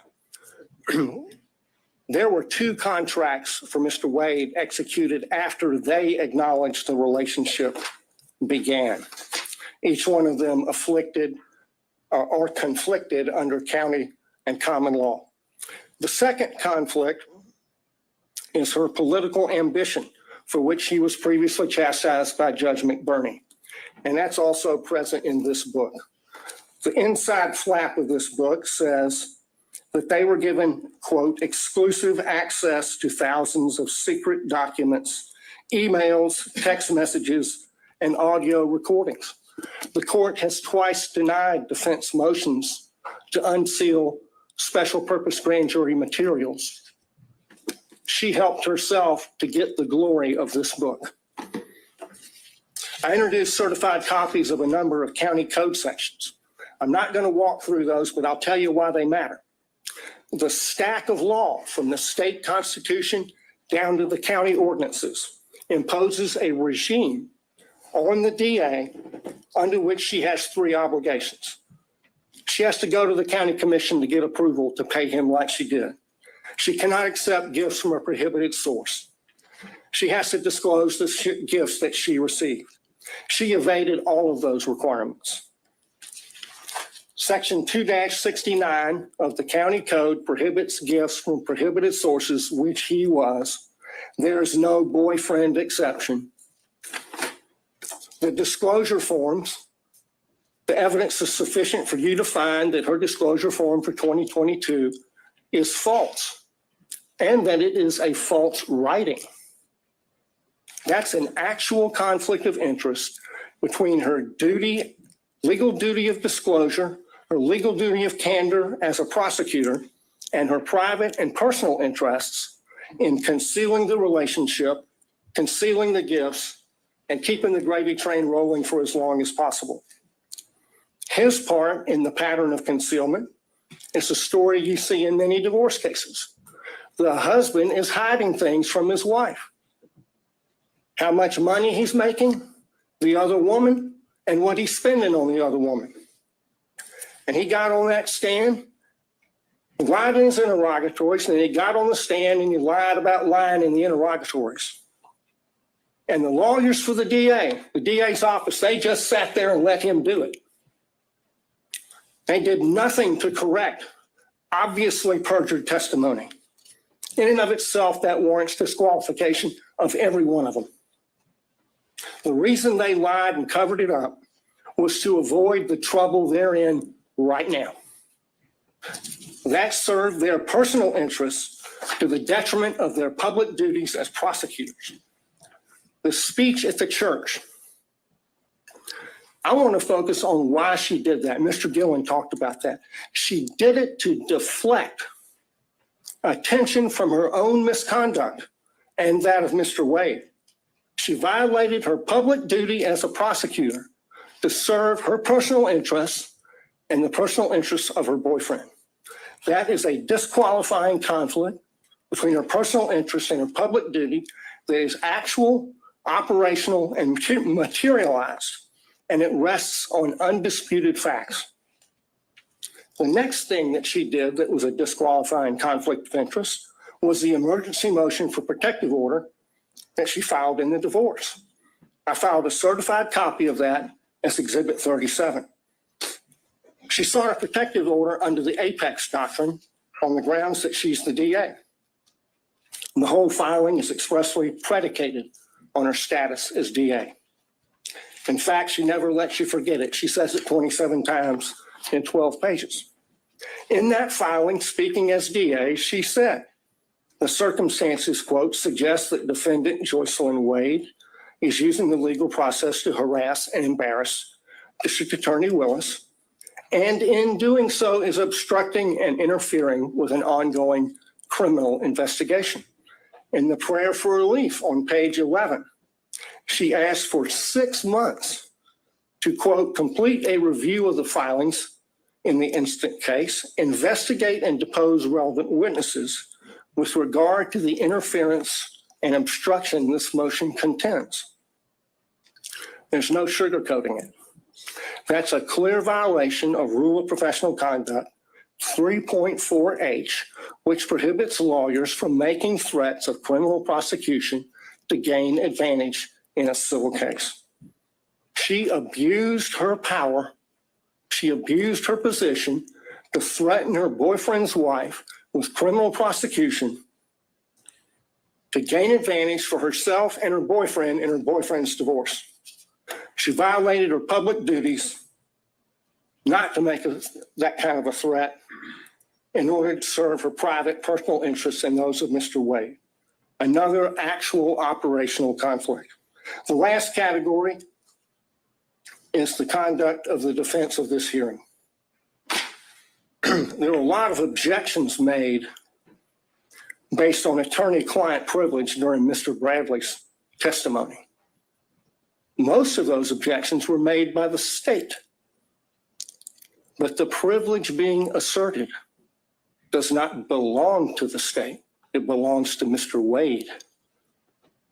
That shows that the DA's office is serving the personal interests of the DA and Mr. Wade in carrying out further concealment and cover-up of their relationship, and not the cause of justice they are sworn to serve.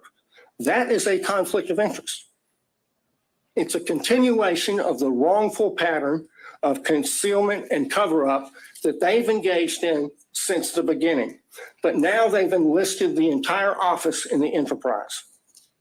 In the written response to the motion to disqualify, they said this, and I quote, "To be absolutely clear, there is no evidence that DA Willis derived any financial benefit from Mr. Wade." That's on page 15. Flat out false. 10 lawyers in this case put their name on that, starting with the DA. So throw another log on the bonfire of conflicts of interest.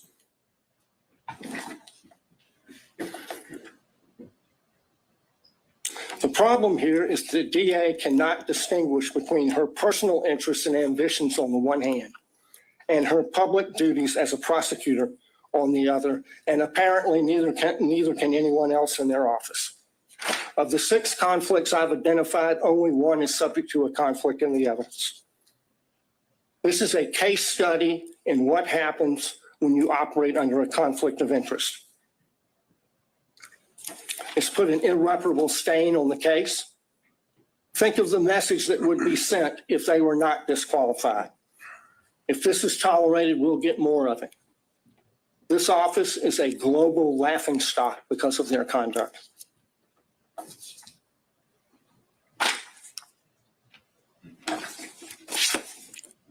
They should be disqualified and the case should be dismissed. Your Honor, there's not much oxygen left in the room. We delineated the times based on the whole presentation. Would Your Honor consider some time for us in rebuttal? No. Okay, well then, could I reserve what I have, 5 minutes for Sure, rebuttal? that's fine. All right, thank you, Your Honor. All right, let's take a quick 5, and we'll be back at 2:40-ish to hear from the state. Thank you.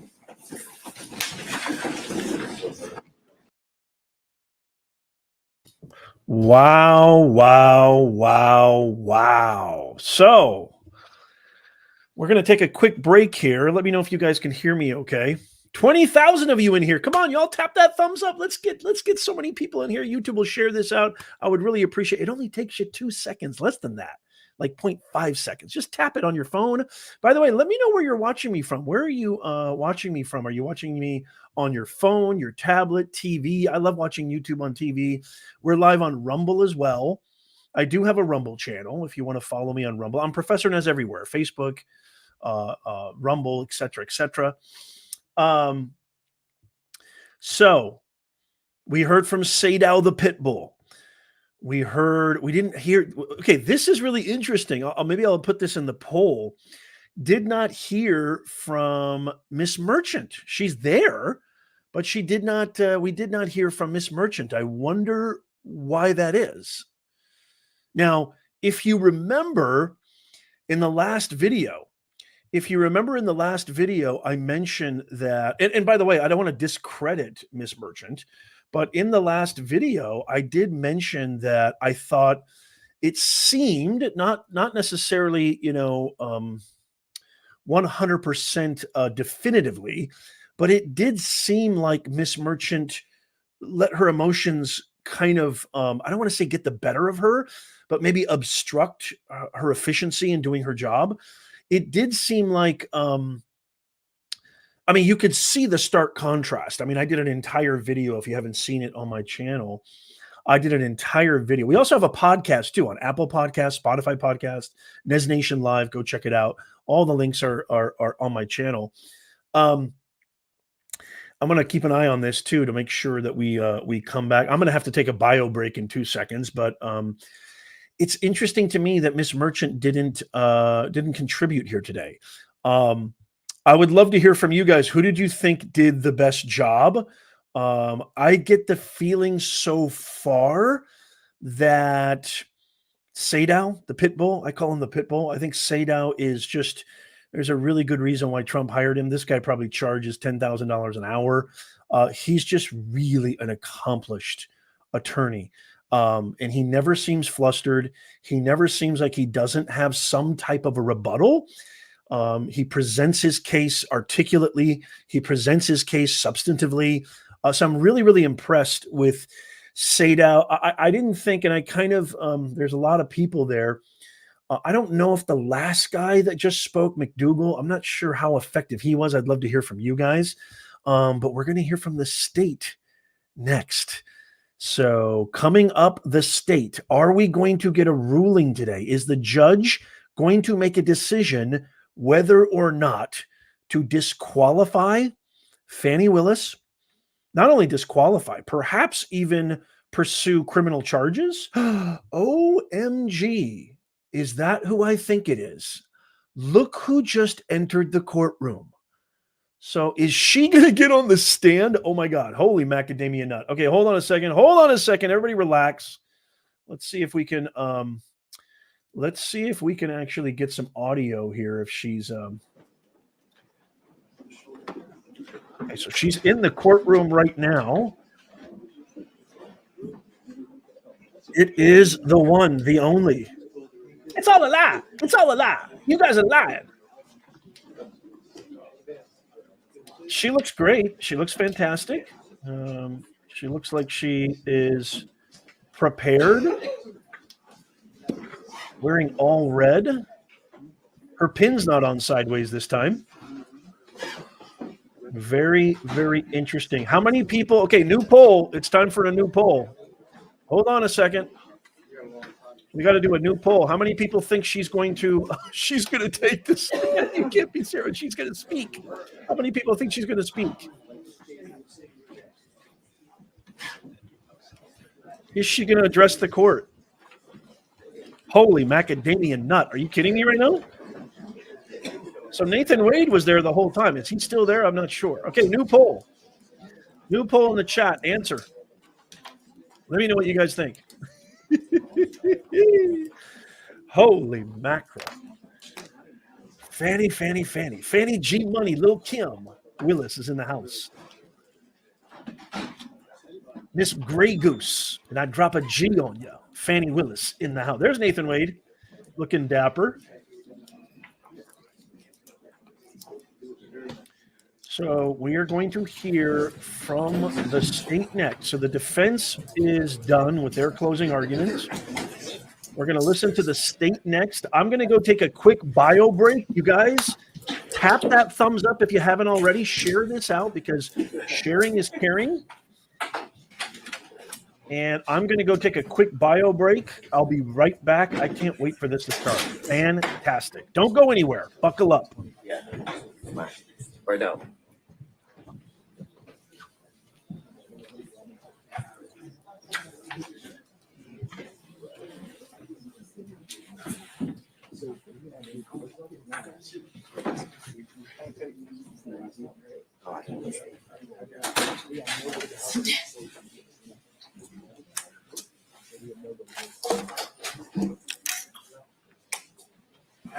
Sir.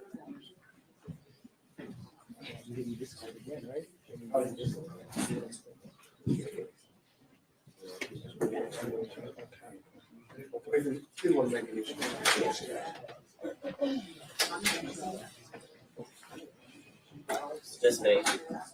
Just me.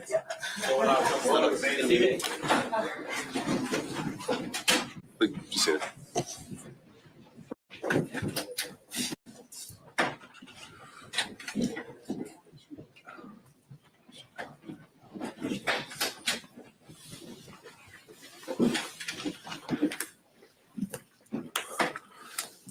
All right, we're back on the record. Stay ready. Yes, Judge, I just am trying to get to where I can share my screen. We need to add you as a host then. What's your profile name on the Zoom? Your screen name on the Zoom. Adam Abadi. All right, just making sure. Bear with us. Do you need it right away?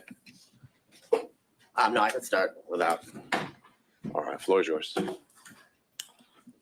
So good afternoon, Your Honor. I want to start with some of the things that were addressed over the last hour and a half.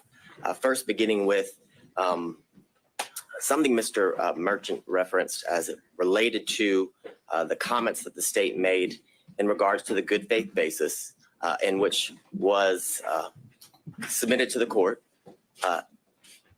in which defense counsel claimed the evidence would show. And I would strongly bring to the court's attention that the claims that were made were material misrepresentations. And what I will say to the court, and why I say that to the court, is because the representations that were made by counsel was that Miss Daisha Young, Miss Sonia Allen, Mr. Dexter Bonds, Investigator Hill, Investigator Green, Investigator Ricks, all of these people would be called and Mr. Bradley would be able to impeach their knowledge by saying that he specifically in his presence or to him said that Miss Willis and Mr. Wade were in a romantic relationship and that Miss Willis and Mr. Wade were cohabitating, that they all knew that. And I would submit to the court, we didn't hear from any of those individuals. Mr. Bradley impeached no one. And I say no one because he did not impeach Mr. Wade. In order to properly impeach a witness, you have to confront the witness with the specific statements.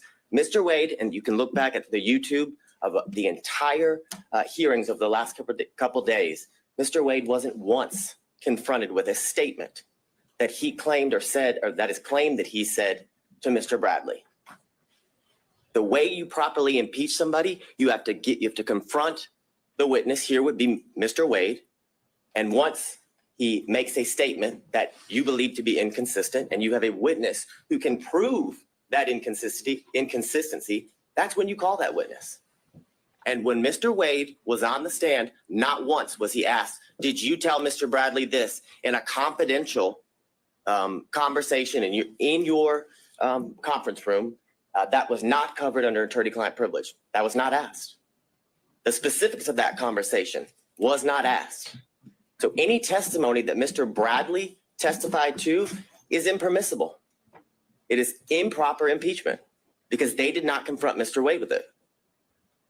So that's where the state would begin with the comments that Mr. Merchant made about me referencing his wife as lying. I never called Ms. Merchant a liar. I never used those words. I don't know why she made the material misrepresentations. It could be because Mr. Bradley lied to her. I don't know the reason.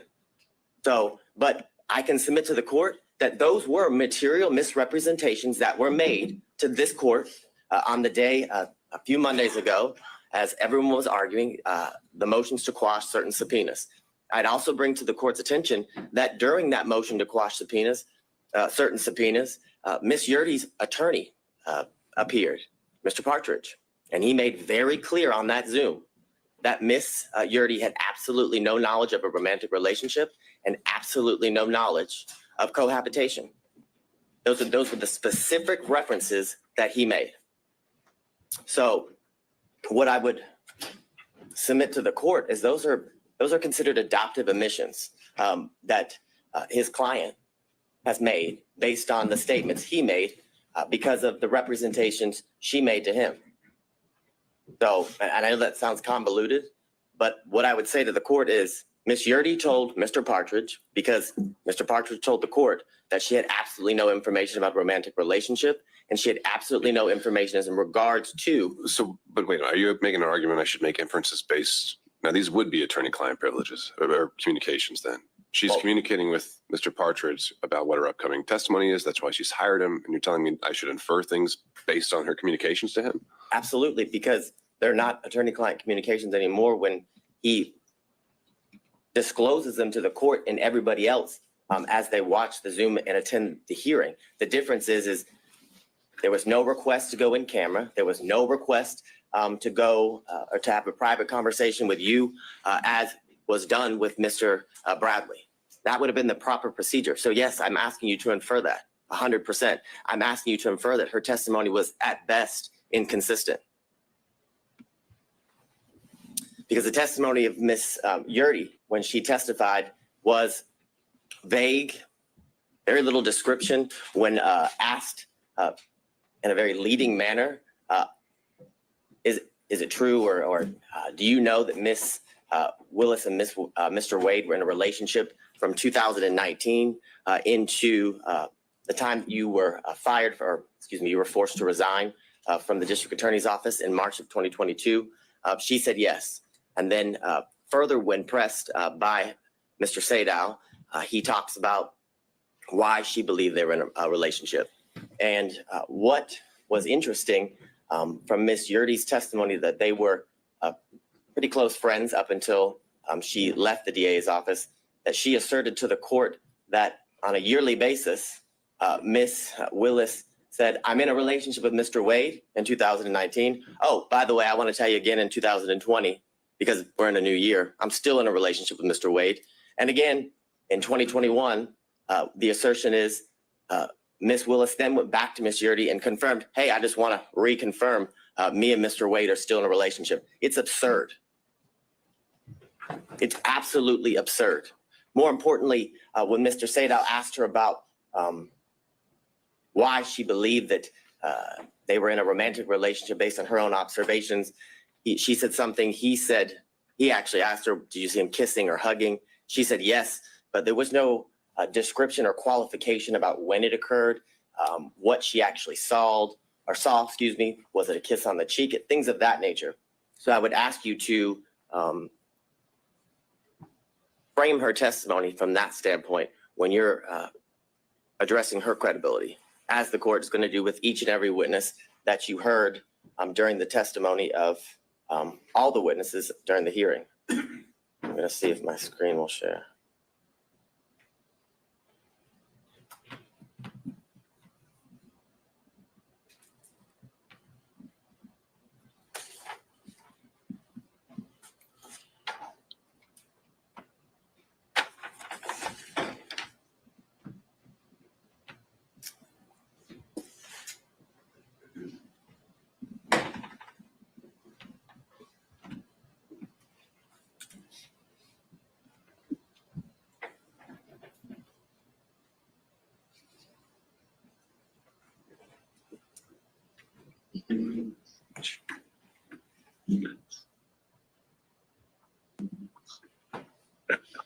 Now, I want to talk a little bit about the standard and the burden here in this instance as it relates to defense counsel and the claims that they have made in the motion to disqualify.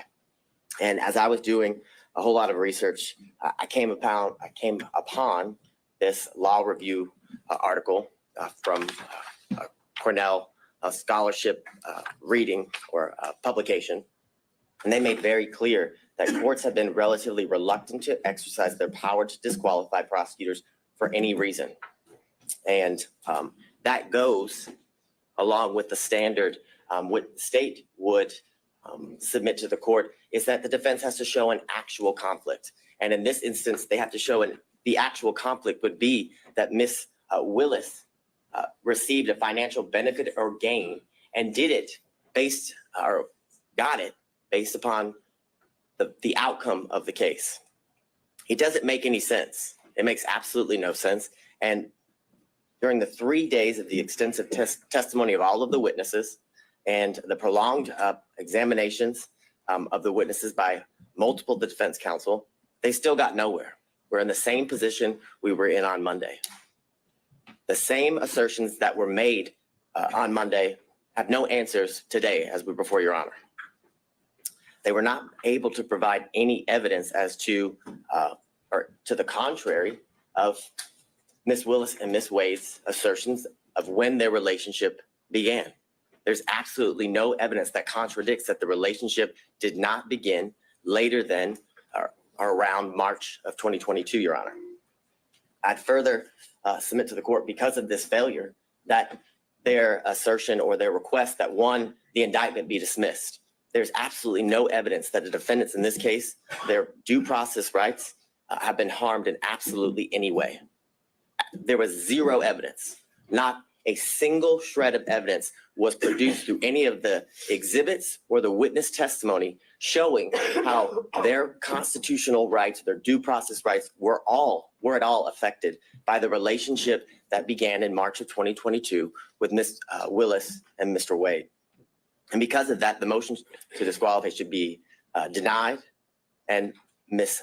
Willis, as the district attorney of Fulton County, and Mr. Wade, as the special prosecutor assigned to this case, should be allowed to remain on this case and continue to prosecute the case to the end, your honor, until the trial is set by the court and is to begin.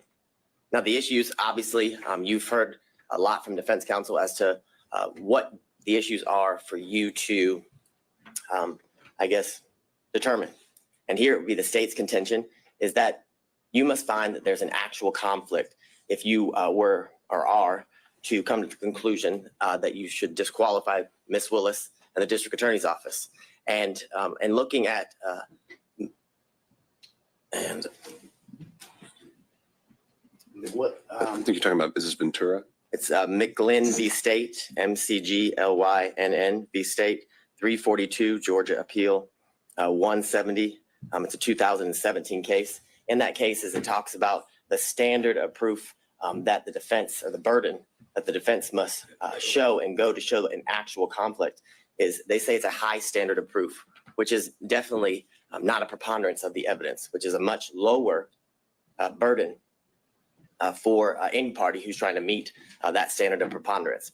But it's clear that what the standard is that is a high standard of proof for both when determining whether there's an actual conflict and when there's forensic misconduct that is found, your honor. And I want to go through some of the cases that defense counsel has referenced as they argued here today and in their filings.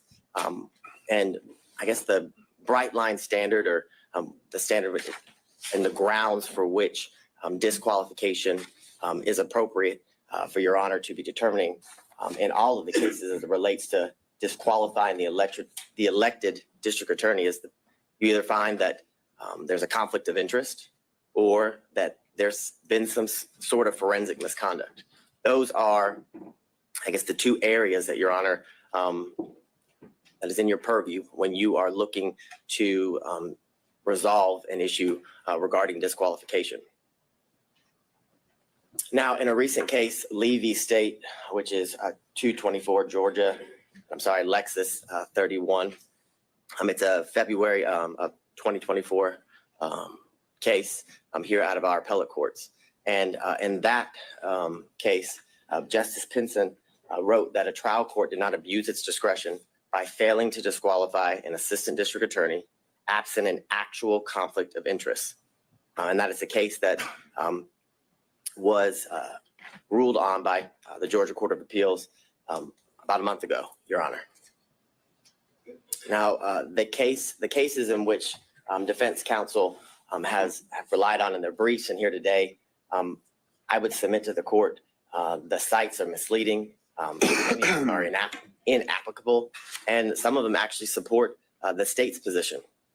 And what I would say to you is that the defendants, in many instances, combine language from the multiple cases and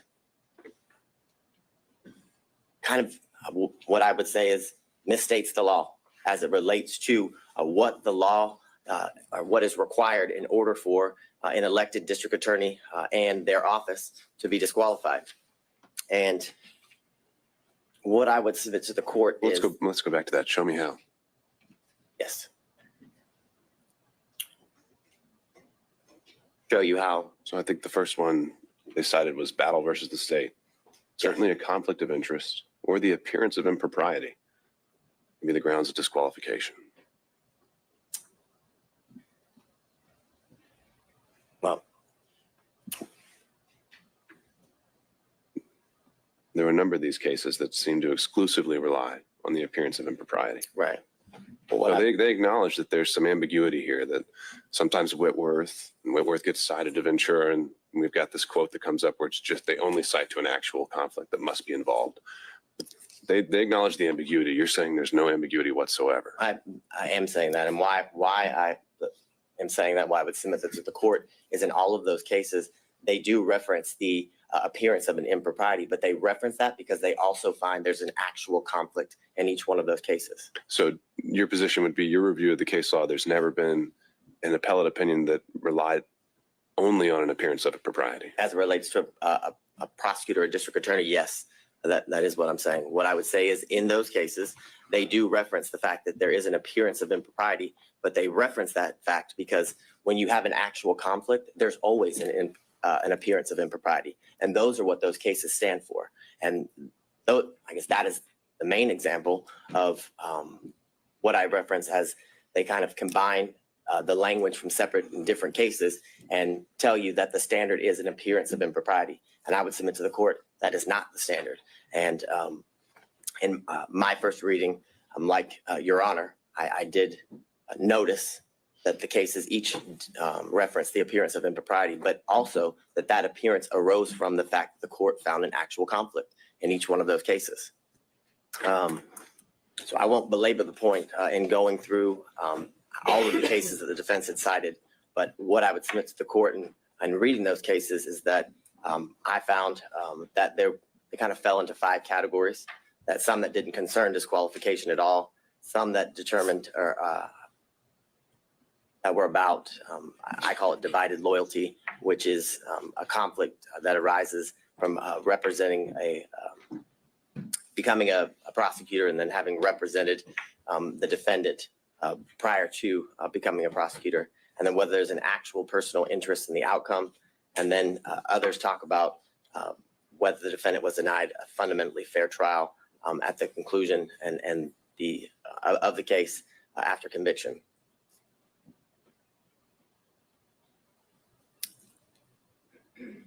And these are some of the cases that defense counsel had cited within their brief that had absolutely no application to the issue that we're here before Your Honor today.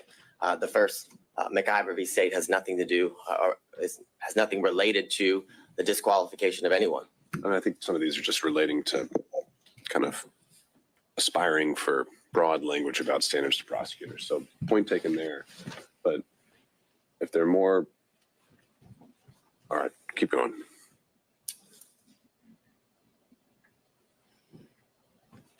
So as it relates to one of the cases that was referenced here earlier and is also referenced in some of the briefing by defense counsel is the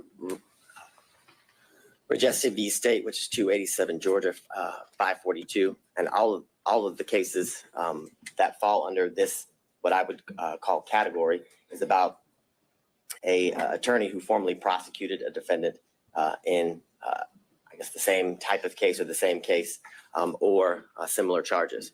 And that would be why the courts the courts found that disqualification would be necessary because of the relationship that existed between the former client and the now person who's being prosecuted, Your Honor.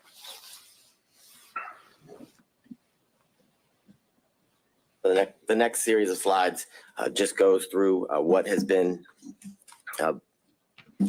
addressed as it relates to the standard that is required when dealing with the issue of disqualification.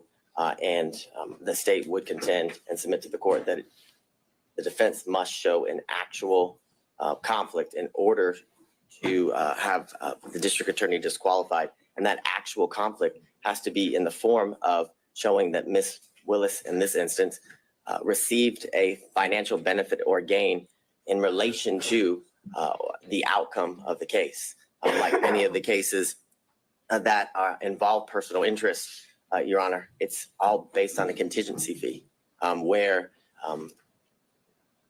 how much they're paid, or a bonus, for example, is dependent upon the outcome of the case. That's how one is to show that there's a personal interest in the case. We have none of that here. And I would submit to the court, we have absolutely no evidence that Ms. Willis received any financial gain or benefit. The testimony was that Ms. Willis paid all of the money back in cash as related to the trips. And if didn't pay back in cash, it was All right, let me explore this one a little bit. Mhm. So in addition to, you're saying it's only an actual conflict, are you also saying that it's only if a financial interest is affecting the final result, the outcome? That's the only one we should be worried about? Or is it that the prosecution as a whole is what we should be looking at in terms of a stake? So what I'm thinking of, I'm just going to try and come up with some hypos here. What if ADAs are given a bonus for every motion to suppress they win, $1,000 per Fourth Amendment claim they win? Well, now they've got an incentive, if one of their officers is lying, not to tell you about it, because they want to win that motion to suppress. But maybe that doesn't affect the outcome, because you can win a motion to suppress or lose it, and that doesn't decide whether it's going to be a guilty or not guilty verdict. But doesn't that affect the prosecution of the case, if not the outcome? Yes, I would definitely agree that that would be an instance where disqualification would be necessary and appropriate, because it's a situation that involves a contingency fee. And I would submit to the court that it actually does end up affecting. It could, based on how important the motion to suppress is, right? But if it's some immaterial, I don't know. But I guess, so you're saying it's maybe not so much just whether it's a guilty or not guilty dismissal, no pros at the end of the day. It is actually the conduct of the prosecution that should be looked at throughout the course of the prosecution. Correct, as it relates to how it affects the prosecution, which I would submit to the court ultimately is going to affect the end outcome of the case. If you have a contingency fee based on winning, or how, if you win a motion to suppress and if you win, you get, a bonus, as Your Honor referenced.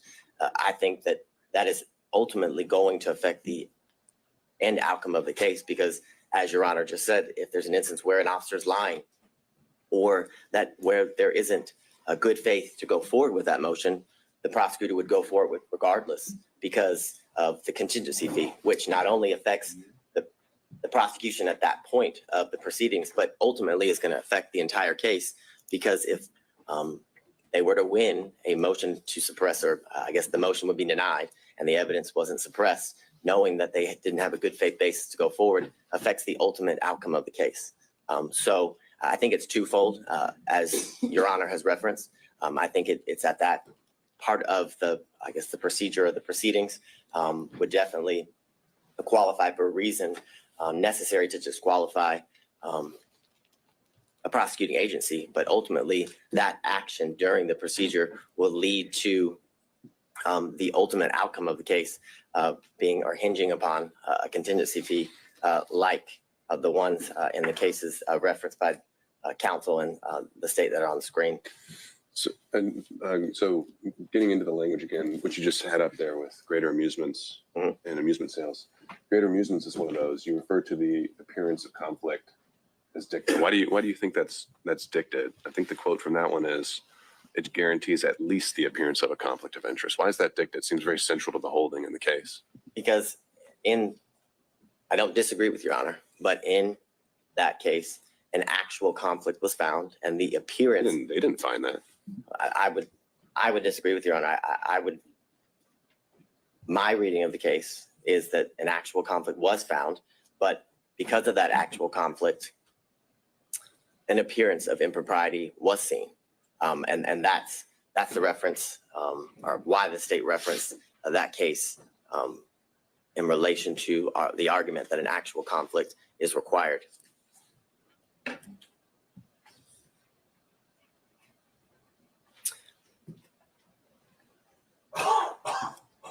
in the series of cases, Young, that was referenced by defense counsel, as well as Nichols v. State, are both instances where there's a personal interest in the case due to the situation and where at one point they were opposing parties.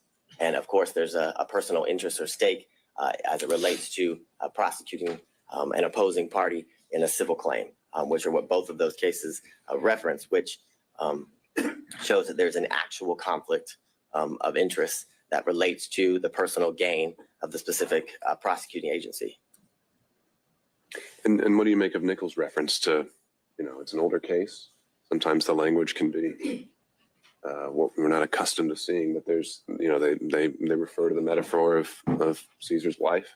And generally when that's used as a ethical standard, that's something that goes beyond just an actual conflict, right? Isn't the beyond reproach getting more into appearance world?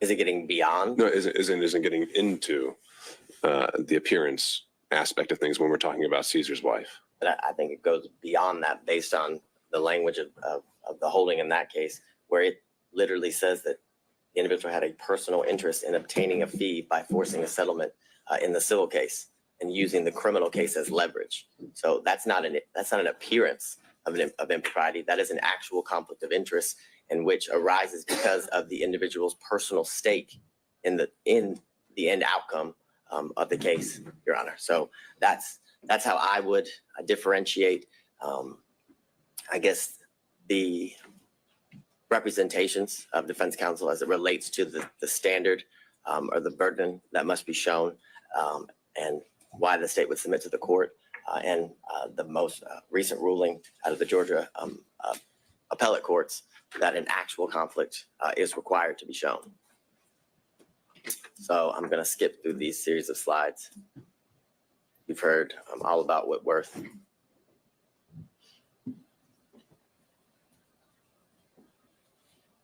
So I go back to what we referenced earlier, what's been referenced by all parties, that the grounds in which a district attorney can be disqualified is where a conflict of interest is found, and where there's forensic misconduct that is found. Those are the two grounds that are to be, I guess, are within the purview of the court as it relates to the issues here. And again, I go back to the most recent case that was Justice Pinson wrote about, and that there must be, by failing to disqualify the assistant district attorney absent an actual conflict of interest. I think the language there is very clear, and I think it's very controlling, and I think it's purposeful. I would submit to the court, because an actual conflict of interest is what is required in order for a district attorney to be disqualified, because the cases make very clear, and through the precedent relating to this issue, that a disqualification of a district attorney is the last, for lack of better words, ditch effort that should be exercised as it relates to the court in curing certain conflicts that may arise. I think the case law is very clear that every effort is supposed to be made instead of, or I guess in lieu of, disqualifying the district attorney unless an actual conflict of interest is what's found, Your Honor. And it can't be cured.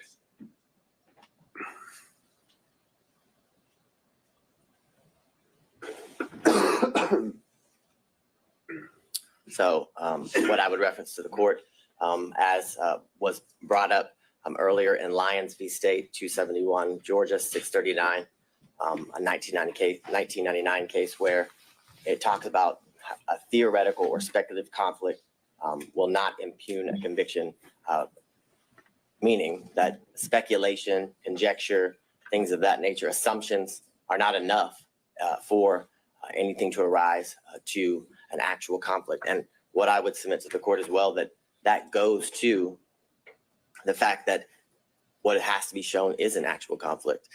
If it's speculation. Is there any qualifier there, though, that's in a post-conviction context?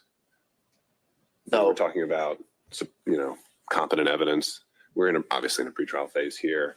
I've wondered how much import to give that sentence when we're in a pretrial realm. That's assessing whether to overturn a conviction. And usually that's, kind of an entirely different standard where we assess as a totality, was there a fair trial? Is there harmless error? I know there's no harmless error when it comes to disqualifications, but just a thought, if you have any reactions. Well, I think what Your Honor said is pretty on point in the sense that if it's found that if the trial court either applied the wrong standard or should have disqualified the district attorney, it leads to an automatic reversal, like you said, and it goes back to the trial court. And I think that is very enlightening in the sense that that's only done if an actual conflict is shown. And the fact that it can't just be theoretical, speculative, or assumptions that would lead to the appearance of impropriety, the appearance of a conflict that would lead to I mean, I guess when just that. I'm borrowing kind of from, as we've been doing the other pretrial motions, special demurrers seem to get different treatment pre-trial and post-trial. Post-trial, they get more of a pass unless you can show some issues. And I'm wondering if that same principle applies here with disqualification. Well, and but I don't have the answer to that. Well, what I would also say, and I don't remember the exact line, but I know there in Judge McBurney's order, he does address some of the concerns as it relates to the standard as it's applied post-conviction versus pre-trial during pre-trial issues. And what I would say to the court is that. So are you citing that in support? Because I didn't think the state was all that pleased with the analysis he applied. Well, what I'm citing. Legal analysis, that is. I'm citing what you specifically referenced as to the standard that is to be applied pre-trial and post-trial, whether it makes a difference. And what I would say to the court is the answer is no, as it relates to the speculative nature of the allegations or the claims made by defense counsel as it relates to whether a conflict actually exists, Your Honor.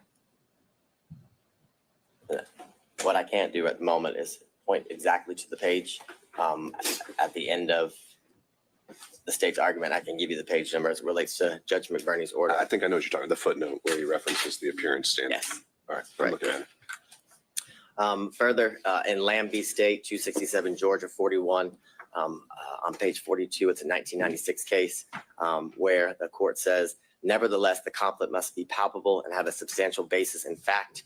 A theoretical or speculative conflict will not impugn a conviction which is supported by competent evidence. Now, I understand as it relates to the post-conviction factor or the status of the case being in post-conviction based on Your Honor's earlier inquiry, but I would submit to the court that as it relates to the issue of disqualification, that the standard is the same whether it's post-conviction or pre-trial.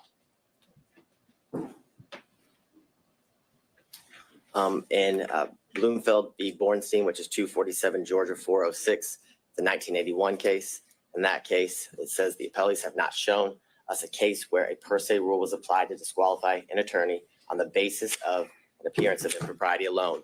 The Georgia cases cited by the appellee do not stand for the proposition that a trial judge is authorized in Georgia to disqualify an attorney solely on the basis of an appearance of propriety, which further goes to the state's submission to the court that the standard is that an actual conflict must be shown, and that conflict that arises shows there's a personal stake of the district attorney as it relates to their personal financial gain that's being alleged.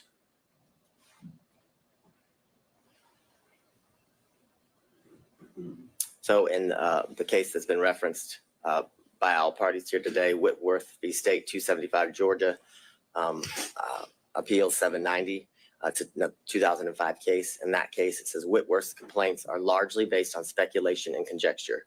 Applying any evidence standard to the record, it is clear that the trial court did not abuse its discretion in denying Whitworth's motion to disqualify Morgan based upon his personal interest in his conviction. Aren't we past the speculation and conjecture aspect of this, though? I mean, the original and the core of the financial allegation was that there is a relationship and that money has changed hands. There's maybe still an open question of where the ledger stands, but I think it was conceded that that balance could run in one way or in the district attorney's favor. Is that contested? Yes. What's not contested is that a relationship did develop between. And that purchases were made back and forth. That's the state's position. That is the state's position, but they were made back and forth. The purchases were made back and forth, either to equal the money that was spent by one party or the other. And if that wasn't done, cash was exchanged in order to equal the costs that were paid by either one of the parties. Right. But that's a facted issue, whether it was, split even, or whether it goes a little bit one way or another, or whether it's all the way $10,000 one way or another. That's a fact and issue as a result of the hearing, but it's no longer just the theory that money changed hand is no longer speculation or conjecture. Well, I agree that money actually changed hands is not speculation and conjecture, but whether that money that changed hands had any financial benefit or gain to the district attorney, that is all speculation and conjecture. I would submit to the court. Absolutely all speculation and conjecture to harass and honestly embarrass the district attorney based on some of the questions that were asked that had absolutely nothing to do with the proceedings that we were here. For example, the lien on her alleged house, that was highly irrelevant, had nothing to do with the proceedings and the exchange of money between the district attorney and Mr. Wade. The point of that line of questioning was to, again, embarrass and harass the district attorney in a way that was very public, and in a way that was to impugn her character as it relates to that line of questioning in front of the court, in front of anyone watching the proceedings as it unfolded. And the language in Whitworth, I would again submit to the court, requires that an actual conflict must be shown, which is why the reference to speculation and conjecture is again a reference, because speculation and conjecture leads to or equals an appearance of impropriety, not necessarily an actual conflict, which I submit to the court is what is required based on the case law.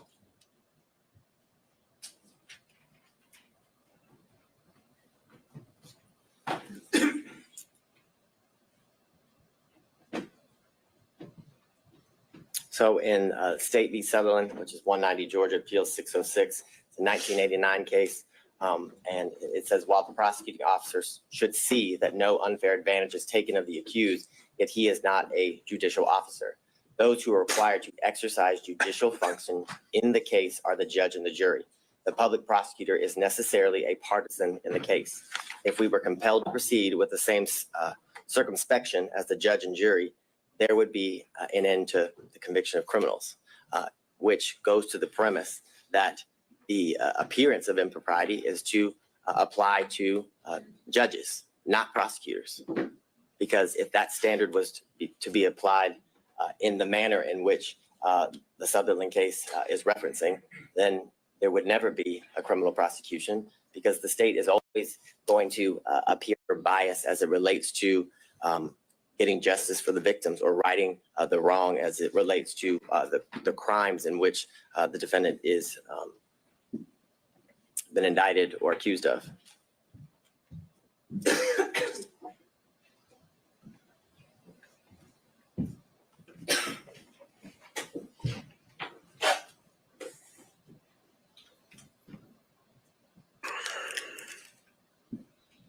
So I want to move into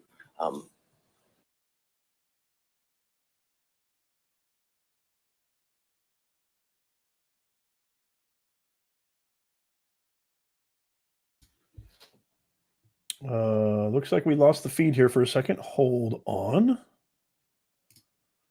me see what happened here. Give me a second. So yeah, really quickly, I just want to say this really quickly. The state's attorney is saying that, and this is probably going to go on for a long time. That was the Atlanta News first feed. I don't know why they just stopped that. Maybe they just realized, okay, they just made a mistake. Hold on. One sec.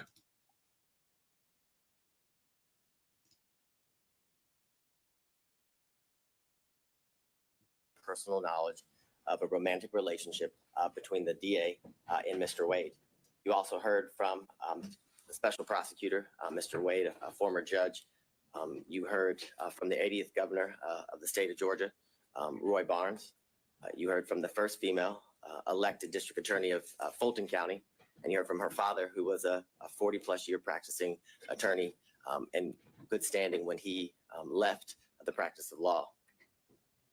And what I would submit to the court is that Miss Yurdy's testimony was nothing more than inconsistent at best, based on what I referenced to the court earlier as it relates to the representations that were made by counsel prior to. Are those in evidence? Would his responses during a motion to quash, which weren't subject to cross-examination by defense attorneys, weren't even part of the evidentiary record of the hearing? Again, I'm just kind of puzzled by that. You didn't ask the question of Ms. Yurdy, what did you tell your attorney before coming here? And then we could have dealt with privilege issues and whatever else. I would agree with the court. It's not in evidence, but it was a statement by an officer of this court to the court during a hearing related to her testimony and how we would proceed with her testimony in this hearing. But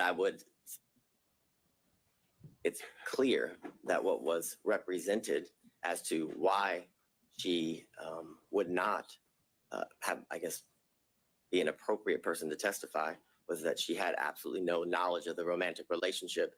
That was the basis of why her counsel was saying that she shouldn't have to testify. So then under that theory, if accepted, where did the incentive arise between Monday and Thursday for her to completely change things around?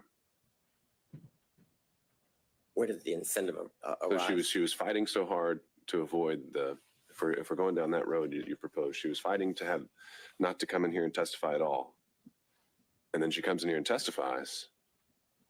Why would she have testified the way she did if she didn't want to testify so strongly? If we're going down this road of trying to just gauge her interests and these kind of things, I don't know if I'm quite following that theory.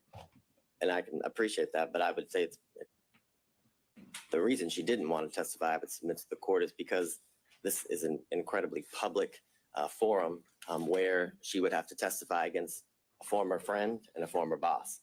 And I think the change, I wouldn't qualify it as an incentive.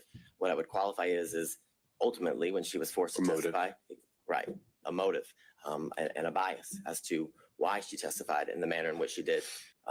When asked by Ms. Merchant as to the reasons for her leaving, she kind of danced around the issue. And then as Ms. Cross asked her about whether she resigned or forced to leave, she was fired, she came out and said she was given the choice, you can either resign, but either way you're leaving. You're fired, or you can resign in a manner in which, she wouldn't be officially fired, and when she's trying to get future employment and things of that nature. So I would submit to the court that there's absolutely no incentive. An incentive is not why Ms. Yurdy's testimony changed, or the state would contend her testimony changed, but it was the reason she testified the way she did was because of her bias towards the DA, which gave her motive to what the state would contend is be less than honest before the court. And I would. But if we're going to draw inferences based on her fighting the subpoena, why would she have fought it if she had such a bias and wanted to say these untruths? Because she didn't want to come on national television and have to be exposed to the things that, well, I don't know anybody who wants to testify before a court in a normal trial, a normal proceeding, but one of what I would qualify in this high profile of a nature where everybody would be able to watch and learn at what she has to say as it unfolds in the courtroom. And I'd further submit to the court, there is reference to she left the DA's office in the text message that were submitted in, I believe, what is it, Defense Exhibit 39, that it's because she released confidential information in the DA's office. from the DA's office that led to her firing that she wasn't. And I know I'm just because it's more conversational, which I appreciate. I know I might be getting you off script, so I don't want to use up all your time if you need to get through some other things. Next, Terrence Bradley. And I think the one thing that the state and defense counsel can agree on, that he was less than honest at times during the proceeding and during his testimony. He, when pressed or asked by Mr. Sadow why he was fired, he basically chalked it up to a dispute between partners in a business. But when pressed by Ms. Cross, it was clear that that wasn't the reason. And what I would submit to the court, what has been referenced by defense counsel as baffling as to why the state would go into such a topic area. The state, as all counsel has when appearing before the court, has a duty of candor. And when Ms. Cross knew she was going to have to cross Mr. Bradley, she knew he lied. And she had a duty of candor to the court, in the state's opinion, to expose that. More importantly, it goes to his credibility and the statements that had been represented by defense counsel that he allegedly had made in the past. So it was important to bring that to the court's attention, because when a witness is testifying, the court is assessing their credibility and determined to whether to believe the veracity of the statements made by the witness or not.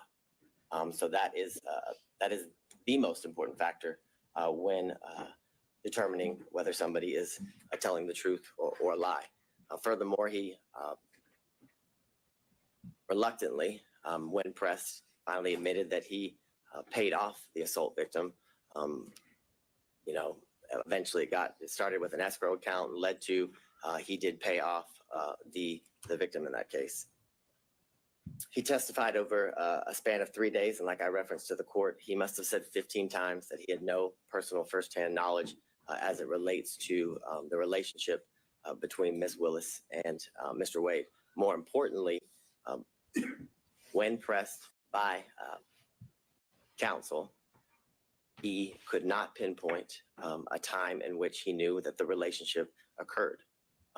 There were many instances in which he described that very well could have fallen within the time frame that was testified and by both Ms. Willis and Mr. Wade as it relates to the relationship beginning or transitioning into dating in March of 2022 and into the end of the relationship in August or the summer of 2023.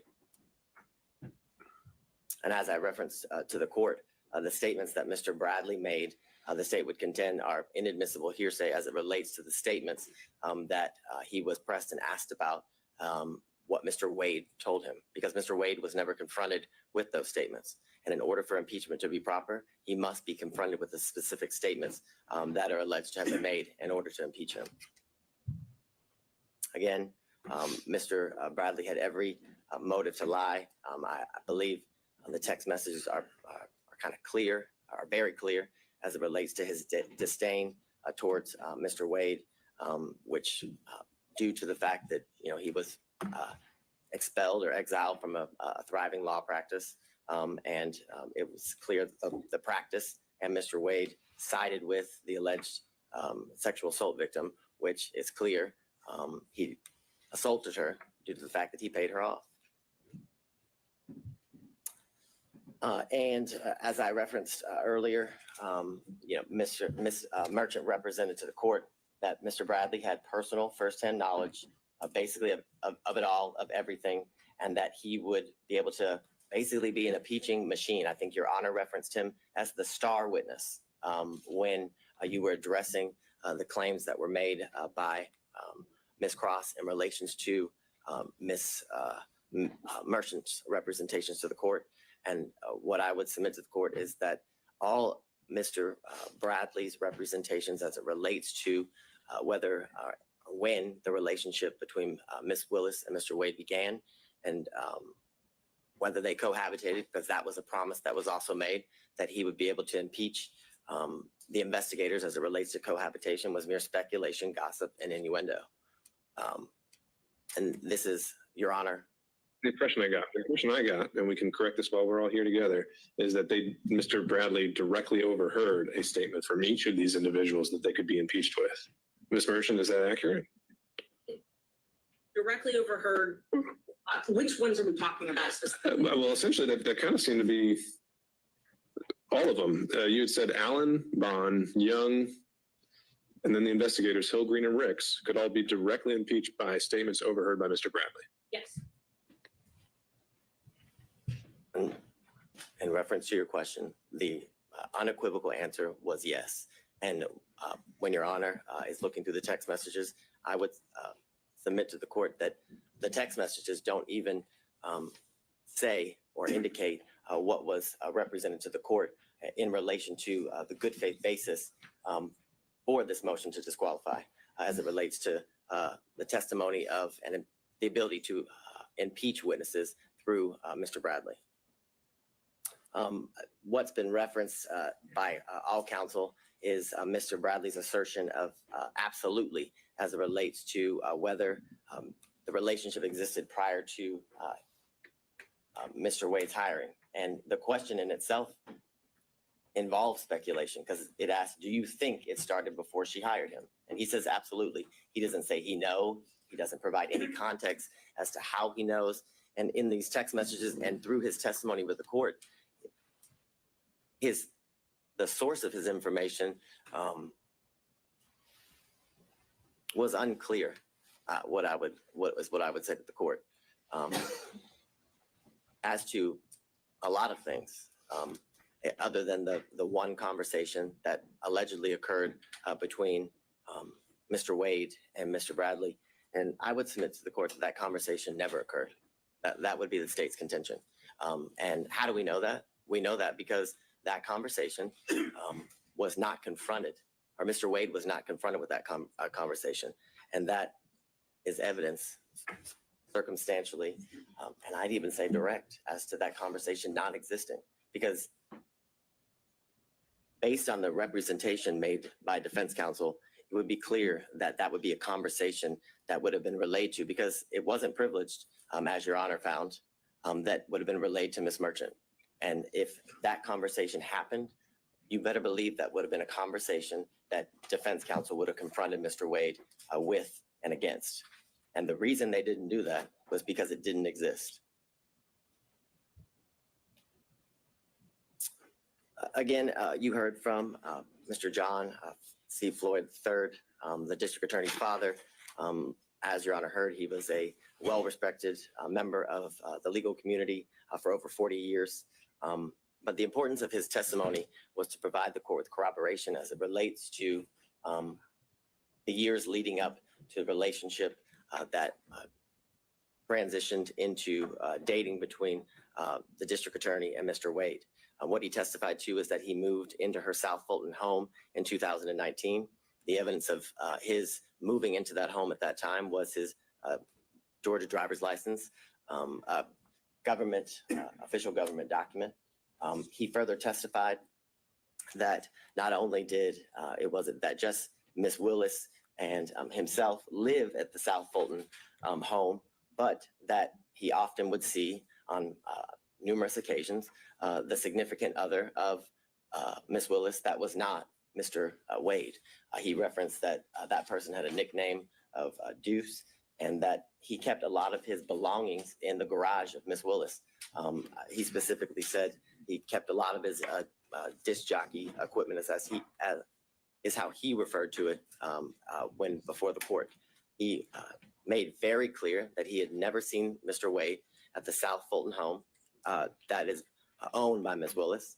He made clear that he lived in that home with Ms. Willis and Ms. Willis alone, other than her two daughters who would occasionally visit that home until after February of 2021. But what precipitated the soon move of Ms. Willis to what I would reference as safe houses for her protection was a protest that occurred before her home in February of 2021.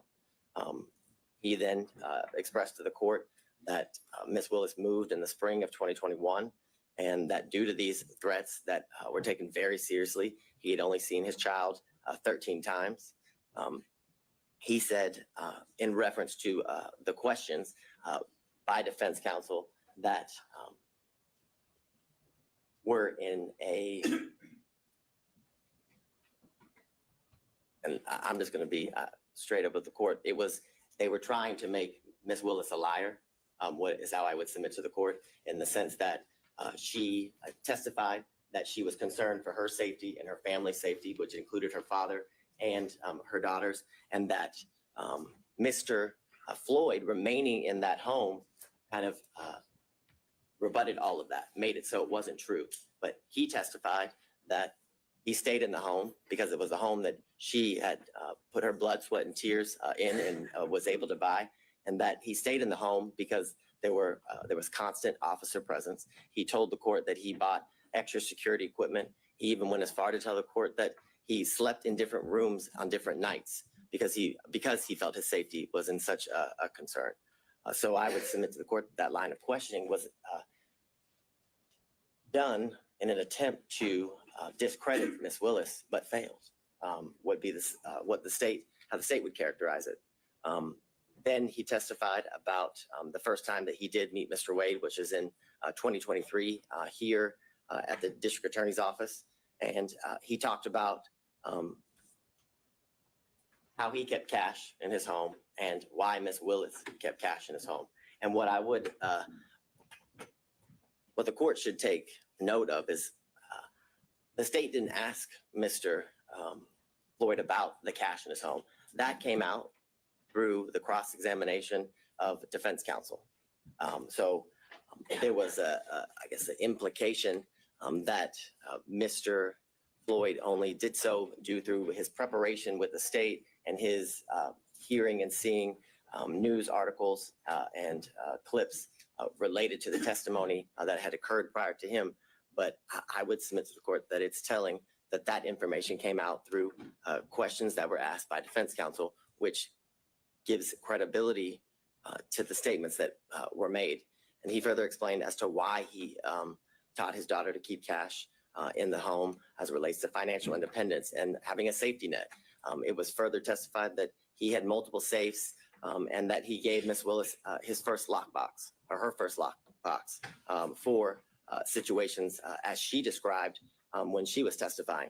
And what I want to make clear is during Ms. Willis's testimony, it was pressed about the cash and where she kept it, did it follow her, where she laid her head, and things of that nature, trying to further discredit the practice that she had as it relates to keeping cash in her home and why she had the ability to pay cash to Mr. Wade and other people and for other situations.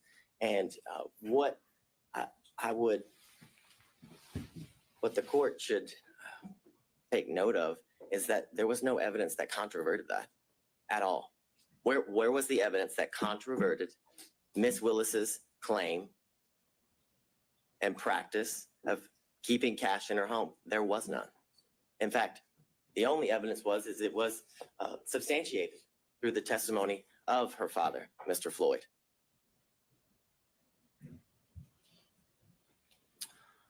Furthermore, you heard from former Governor Roy Barnes, and his testimony was significant and important because how I would phrase it, Your Honor, is it debunks. Let me on this point, Mhm. and I think you might have had a more recent opportunity to review his testimony than I have. Mhm. You say on the slide that she was the first choice to lead the prosecution. Was that actually his testimony, or was his testimony that he was asked to come aboard? Did he use the words that he was asked to lead?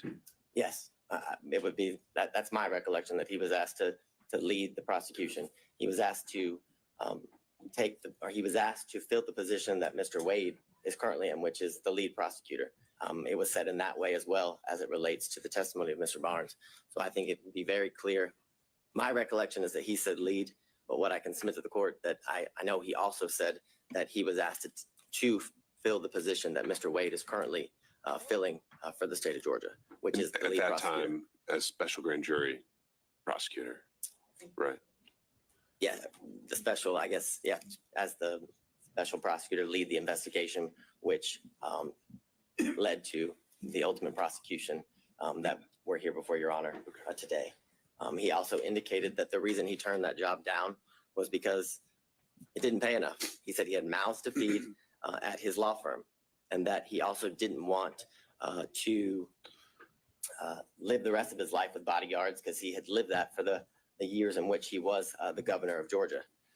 Furthermore, he confirmed the qualifications of Mr. Wade, which I still find it quite interesting and confusing as to attacking Mr. Wade's qualifications, in that it's almost as if Mr. Roman's counsel is asking that the state put a prosecutor on the case that she sees to be more qualified to attempt to convict her client. It's an interesting argument, and it's one that makes no sense. Furthermore, if you were to believe the claims and allegations as it relates to Ms. Willis' personal stake in the prosecution, the receiving of financial benefits and gains, then you'd have to believe that she was also dating Roy Barnes, the former governor, and Gay Banks, in addition to Mr. Wade. If she has this grand plan scheme in order to profit off of the prosecution of this case, because that's what they're saying. Or they're saying that she telepathically or prophetically was able to know that Mr. Barnes and Mr. Banks would turn down the position so she could then hire Mr. Wade. It's ridiculous. It's absurd. And it's desperate. It's a desperate attempt to remove a prosecutor from a case for absolutely no reason, Your Honor, other than harassment and embarrassment. This slide, and we've been through a lot of the testimony. And I should be clear there, it was not introduced in evidence that Mr. Banks turned her down, right? How's that part of the record? Well, I'd ask the court to take judicial notices, has been asked repeatedly. Unless the district attorney had testified to that. I don't recall offhand. I will be frank with the court. I don't recall if Ms. Willis testified to that exact fact, but I know that Mr. Banks represented that to the court during Monday's hearing as it relates to the allegations that were made. I understand Your Honor's position as it relates to that. Trying to make sure we know exactly what is in the evidence and is not, but regardless, I think your point is made. I think it's an evidence of the record as it relates to, I guess, the issues that led up to the actual hearing of this case. So I understand Your Honor's position, but it did come out during a proceeding that was prior to the actual hearing. This slide is just a chart showing kind of the testimony of both the district attorney, Ms. Willis, and Mr. Wade, as it relates to how they met, how or when Mr. Wade became the special prosecutor, when their relationship evolved into a romantic one, talking about the trips in which they took after their relationship evolved into one that became romantic, and when it ended. And what, again, I would submit to the court is that those facts were consistent, and the only person who contradicted that when the relationship started was Ms. Yurdy. And what I would bring to the court's attention is that it was represented to the court that Ms. Yurdy was a witness other than Mr. Bradley who could bring to the forefront this issue of cohabitation. And when pressed and when asked about it, Ms. Yurdy had absolutely no information as it relates to this alleged cohabitation. It was false. She said she had no information. She was asked about trips. She said she had no information about the trips. Yet, she's such a good friend that Ms. Willis confirmed each year that Mr. Wade and her continue to be in a relationship 2019, 2020, 2021, until their relationship ended due to her forced resignation and splintering of their friendship, Your Honor. I guess several exhibits obviously were tendered in. Most of them were exhibits that came from the sealed divorce of Mr. Wade and Ms. Jocelyn Wade, contracts for legal services, trip itineraries, and the text messages. And I would specifically reference prior to today, the only text messages that were before your honor were defense exhibits 26 and 27, which it's the assertion of defense counsel that what those show is that Mr. Bradley had information as it relates to the relationship starting prior to March of 2022, and that's just false. Those text messages do not contain that. It does not pinpoint, just as Mr. Bradley couldn't, when the relationship actually started. And furthermore, you have the testimony and the evidence of the text messages that it was mere speculation. If you, as your honor reviews the full chain of text messages, it is clearly Ms. Merchant and Mr. Bradley going through what I can describe as nothing else other than a mere fishing expedition between the two of them at first, because it's asked about certain members of the DA's office who would have information as it relates just specifically for one, Ms. Young. It is asked whether she would have information, and he had no idea. He said he assumed, he was speculating. And that is the same as each person that was subpoenaed in reference in the text messages. All of that was speculation. And you know it was speculation because not a single one of them testified. That's telling. Because if it wasn't mere speculation, if it wasn't mere gossip, and if it wasn't mere conjecture, each one of those people who were subpoenaed would have been called to testify, like District Attorney Willis was, like Mr. Wade was, in order to be confronted and then impeached by Mr. Bradley. You've heard obviously about the phone records, and I have a maybe because whether it comes into the purview of your honor as it relates to the determination your honor is to make as it relates to the disqualification of the district attorney. You also have the affidavit from the employee who worked at the winery who confirmed that Ms. Willis did in fact pay in cash up to more than $400. And I understand that this is part of the proffer of the state, but it's important because that is a witness who the state didn't go find. That is a witness who went to CNN in order to confirm what Ms. Willis testified to, further giving her statements credibility and credence before the court. You heard about... Well, before we move on from that one, other than the foundational concerns, would you have a response to the proffer of the cell phone records? I have, I'll get to that now. I was going to get to it later, but I have several foundational concerns as it relates to the cell phone records. I don't think I've ever, as Mr. Sadow's motion makes very clear, the state uses cell phone records routinely. And I would agree with that. We use them routinely, but we use them with an expert and they're always challenged. Right. So, like I said, in the interest of time, setting aside the foundational concerns. Oh, I thought you were asking about them. No. Focusing on the substance of them, assuming that it would be admissible in the guise that he's proffered. Maybe you have that further up, but what's the reaction to that? So what I would say initially is that due to the fact that they were analyzed by someone who was a non-expert, the analyzation of those cell phone records were not properly peer reviewed. They were not, it's clear from the state's review that the normal practices that are used to check the use of which kind of data is being used in reference to the two specific dates. I believe it's September 10th and 11th and November 29th and 30th. The affidavit that is used to say that Mr. Wade remains at Ms. Willis's or in the area of Hateville, because again, during the hearing, the address for the Yurdy condo never came out. It was just that it was the Hateville condo.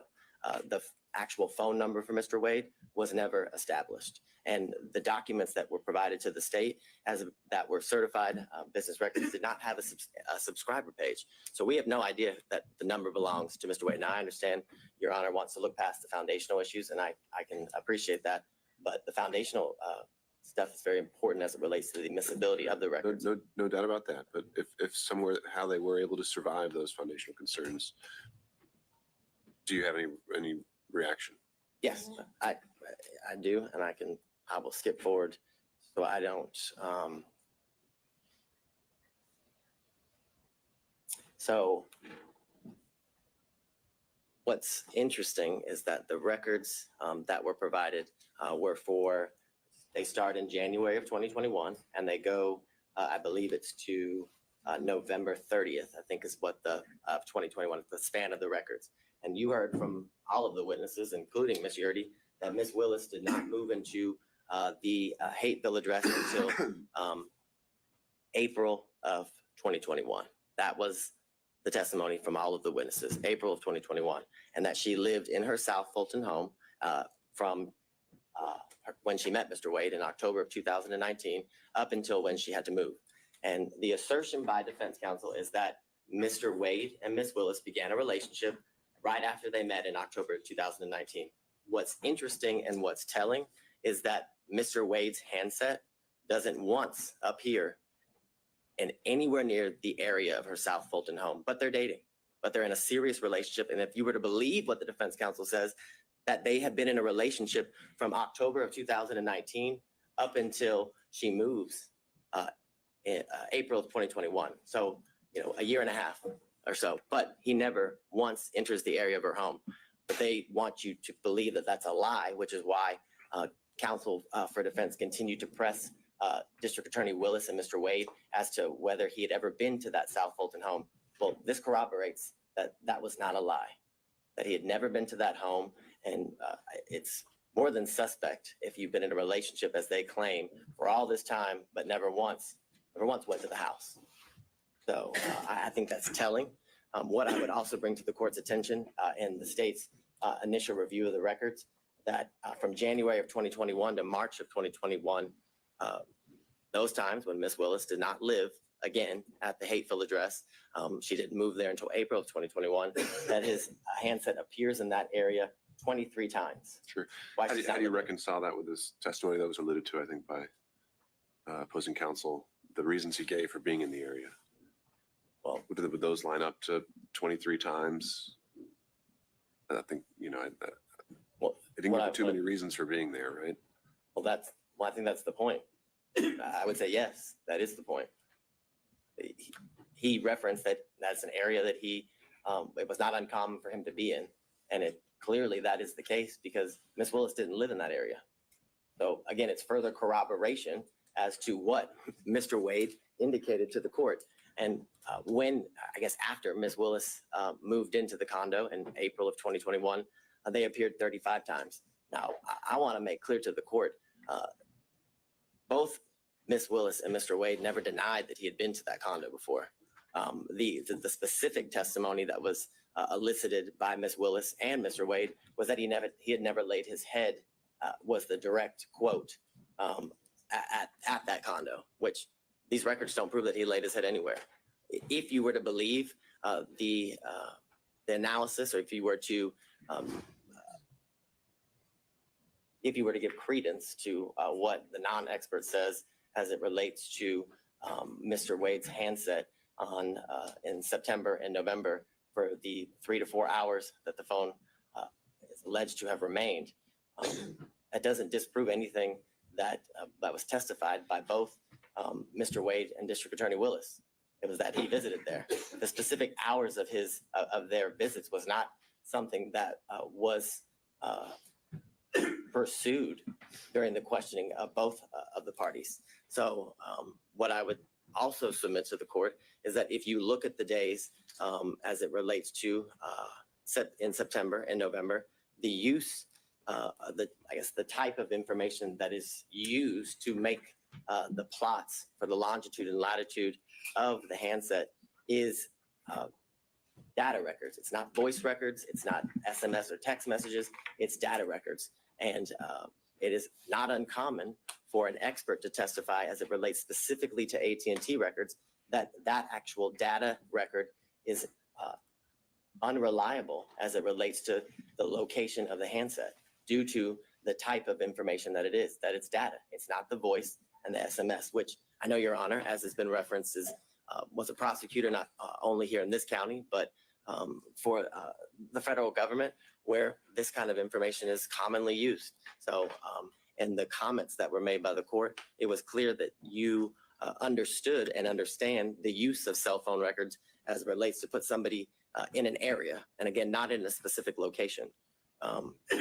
I'd also bring to the court's attention as it relates to the validity of the affidavit and the analysis done by the expert that was hired by Mr. Sadow, is that not once does it reference the fact that AT&T records commonly have duplicate and triplicate entries within the call detail records. That is something that is commonly seen, and that is something that is seen in these records. And that is something that leads to the incorrect number of times that has been alleged that Ms. Willis and Mr. Wade were in communication through text and voicemail. And I'd also submit to the court that that number doesn't prove anything again, doesn't prove that anybody's in a relationship. It proves that they were in communication with each other. And I think Your Honor can use your own life experience as it relates to people you work with or friends that you're close with, and the number of times that you make calls to any of those people. I can submit to the court that I have a friend who I have been friends with for 15 years, and she worked in the office previously with me. And based on our professional relationship and our personal relationship, the friendship that we had had and still have, that we talk 30 times a day. So that doesn't mean we're in a relationship. So the assertion that the number of times that Miss Willis and Mr. Wade have spoken to each other, whether it's through text message or phone, it has no validity as it relates to them being in a relationship. What I would submit to the court is that what was shown through all of the evidence was that there's been a true cost to Miss Willis as it relates to her life, that she had additional expenses that she had to endure because of her position, in the sense that she told the court that she had a mortgage, but on top of that mortgage, that in a house she didn't live in anymore, she had to pay for a safe house, that her home was vandalized, and there were racial epithets and sexual bigotry that were spray painted onto her house. The concern of her safety in her life is something that was testified to. And the fact that this job has led to the isolation and separation of her from her family and friends, which was given credence, and the credibility of those statements were provided by her father, Mr. Floyd, that he had only seen his daughter 13 times since all of these instances occurred. The stateful nature of the statements and the falsehoods that, for example, in these text messages that were purposefully leaked to the media as it relates to Miss Willis's daughter, subjecting her position in school, that she flunked out of college, which isn't true, which in fact she has graduated from an HBCU. But what's been leaked to the media is the fact that she flunked out of school and someone other than her father moved her, which again, the validity of which was never shown. And all the while, Ms. Willis, facing these costs, has been able to continue to do the work unrelated to this case, which is shown in the fact that Atlanta's murder rate and violent crime rates have decreased while she has been in office. What was shown through the testimony of all of the witnesses and through the evidence that Your Honor heard was that there wasn't an actual conflict, that the defense failed to provide any sort of actual conflict in relation to Ms. Wade's, I guess, the relationship that transpired from the relationship between her and Mr. Wade, and that there was absolutely no evidence of a financial benefit that she gained as it relates to the prosecution of this case and the ultimate outcome of the case. The corroboration of all of that is the things that Your Honor is very much aware that she could have, I guess, financially benefited from, stretching out the case, for lack of better words, by the special grand jury recommended that 39 individuals be indicted.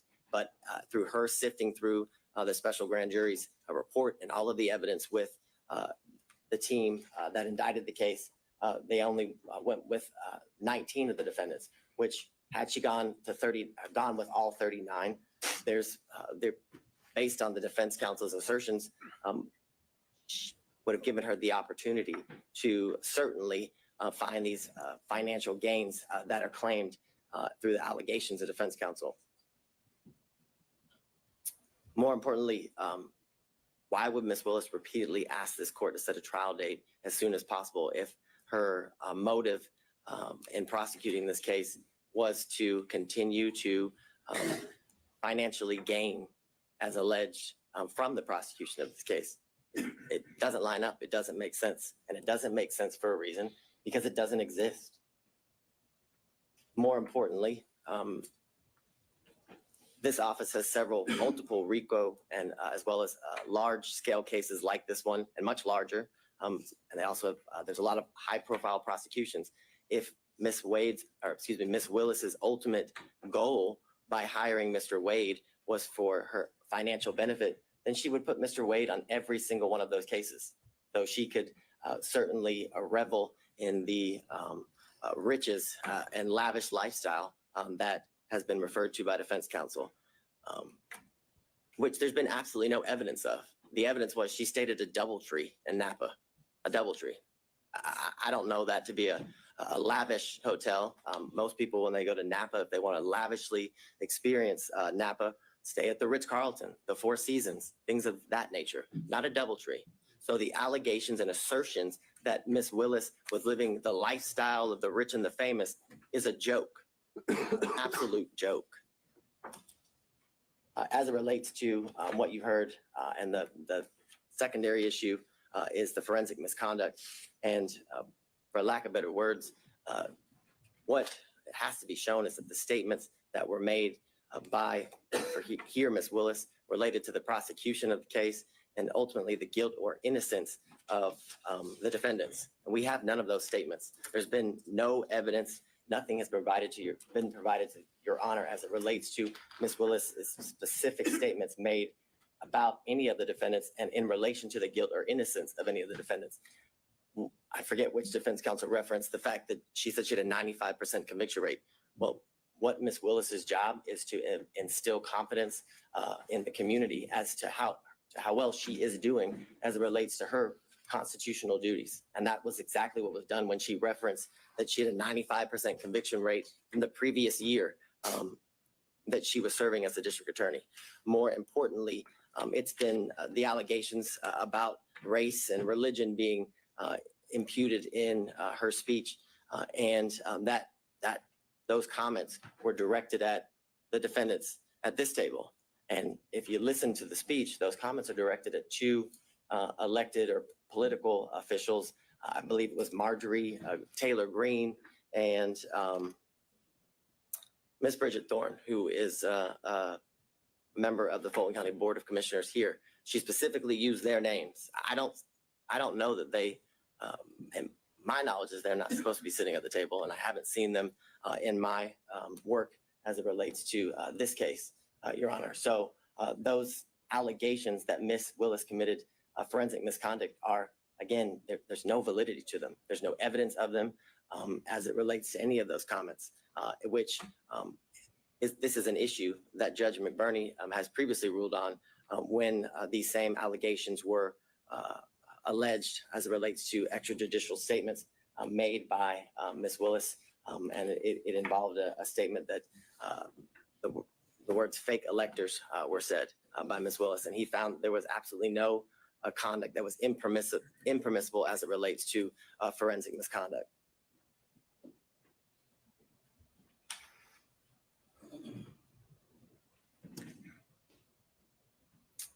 And I guess to drive home the point, at no point in any of the statements that were made and that are alleged here as it relates to the speech that she made at the church, at no point did she mention the guilt or innocence of any of the defendants. She, again, was merely responding to comments made by Marjorie Taylor Greene and Bridget Thorne, two other political officials, therefore making her comments not even close in the realm of any sort of forensic misconduct. What I find interesting is that defense counsel wants to make these allegations that Ms. Willis committed this forensic misconduct by the statements that she made in her defense as two unrelated, in this case, public officials criticized the job that she was doing. And, I find the hypocrisy interesting in the sense that we've had video proffers released to the media by defense counsel, emails between counsel released to the media by defense counsel, statements have been made by defense counsel in relation to this case.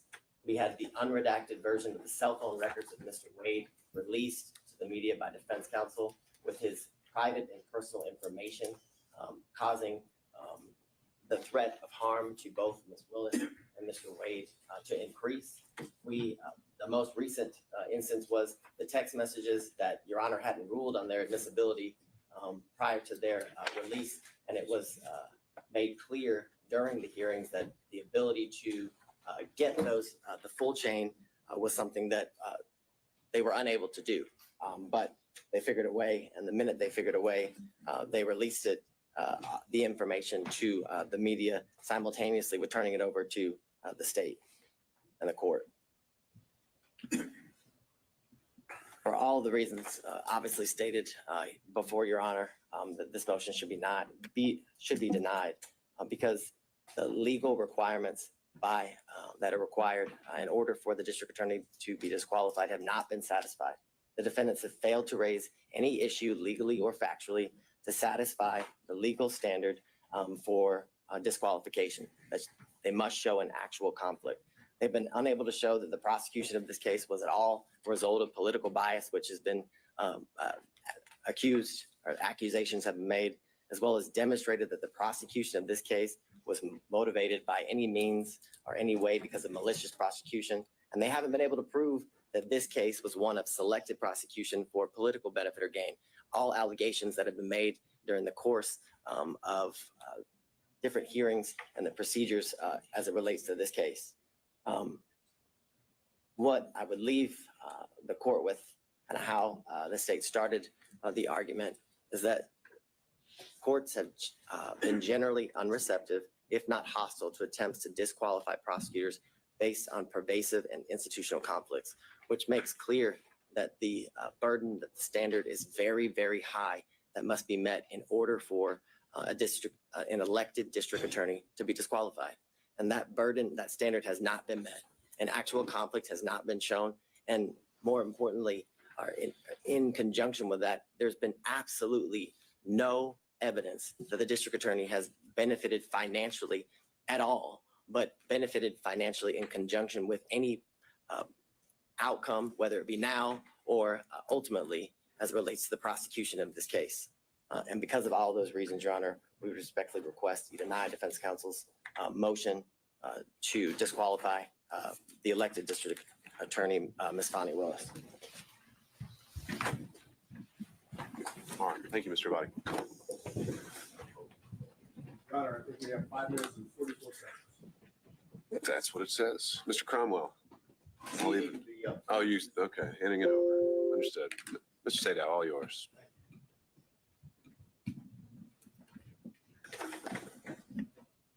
I'm going to do rebuttal, specific rebuttal. 1, state somehow makes an argument that we should have asked Mr. Wade questions about his relationship and his communications with Mr. Bradley when they objected over and over and over. And Wade's counsel objected over and over and over, claiming that everything that Bradley was told by Wade was attorney-client privilege. Your Honor made determinations thereafter to Bradley. We didn't get the opportunity to call Mr. Wade back to the stand. So to claim that you can't impeach him because you didn't ask him when they objected to us asking him is obviously a false position to take, as disingenuous as it can be. Now, if the court wants to open it up, we'll be more than happy to call Mr. Wade back to the stand. But as the record stands, there could be no confrontation of Mr. Wade when both his counsel and the state are arguing that it shouldn't be done. Second, let's use a little common sense here. Forensic misconduct received about 2 minutes worth of discussion. The rest of it is all on conflict. Forensic misconduct dealing with the way the state wants you to have it is if you don't accuse someone or you don't say that someone's guilty. Yeah, assuming you can impugn someone's character to the degree that constitutes forensic misconduct, why is that? I'm sorry, say Takes that. here. Assuming you can impugn someone's character to the degree that it constitutes forensic misconduct. I think that I guess the state's primary position was that they weren't talking about you at the church. Right. And if you go listen to it and watch it, it starts off by saying, why does Commissioner Bridget Thorne and so many others, and then it refers to they attack him for being black. They attack him, not anyone else, just they attack the black man.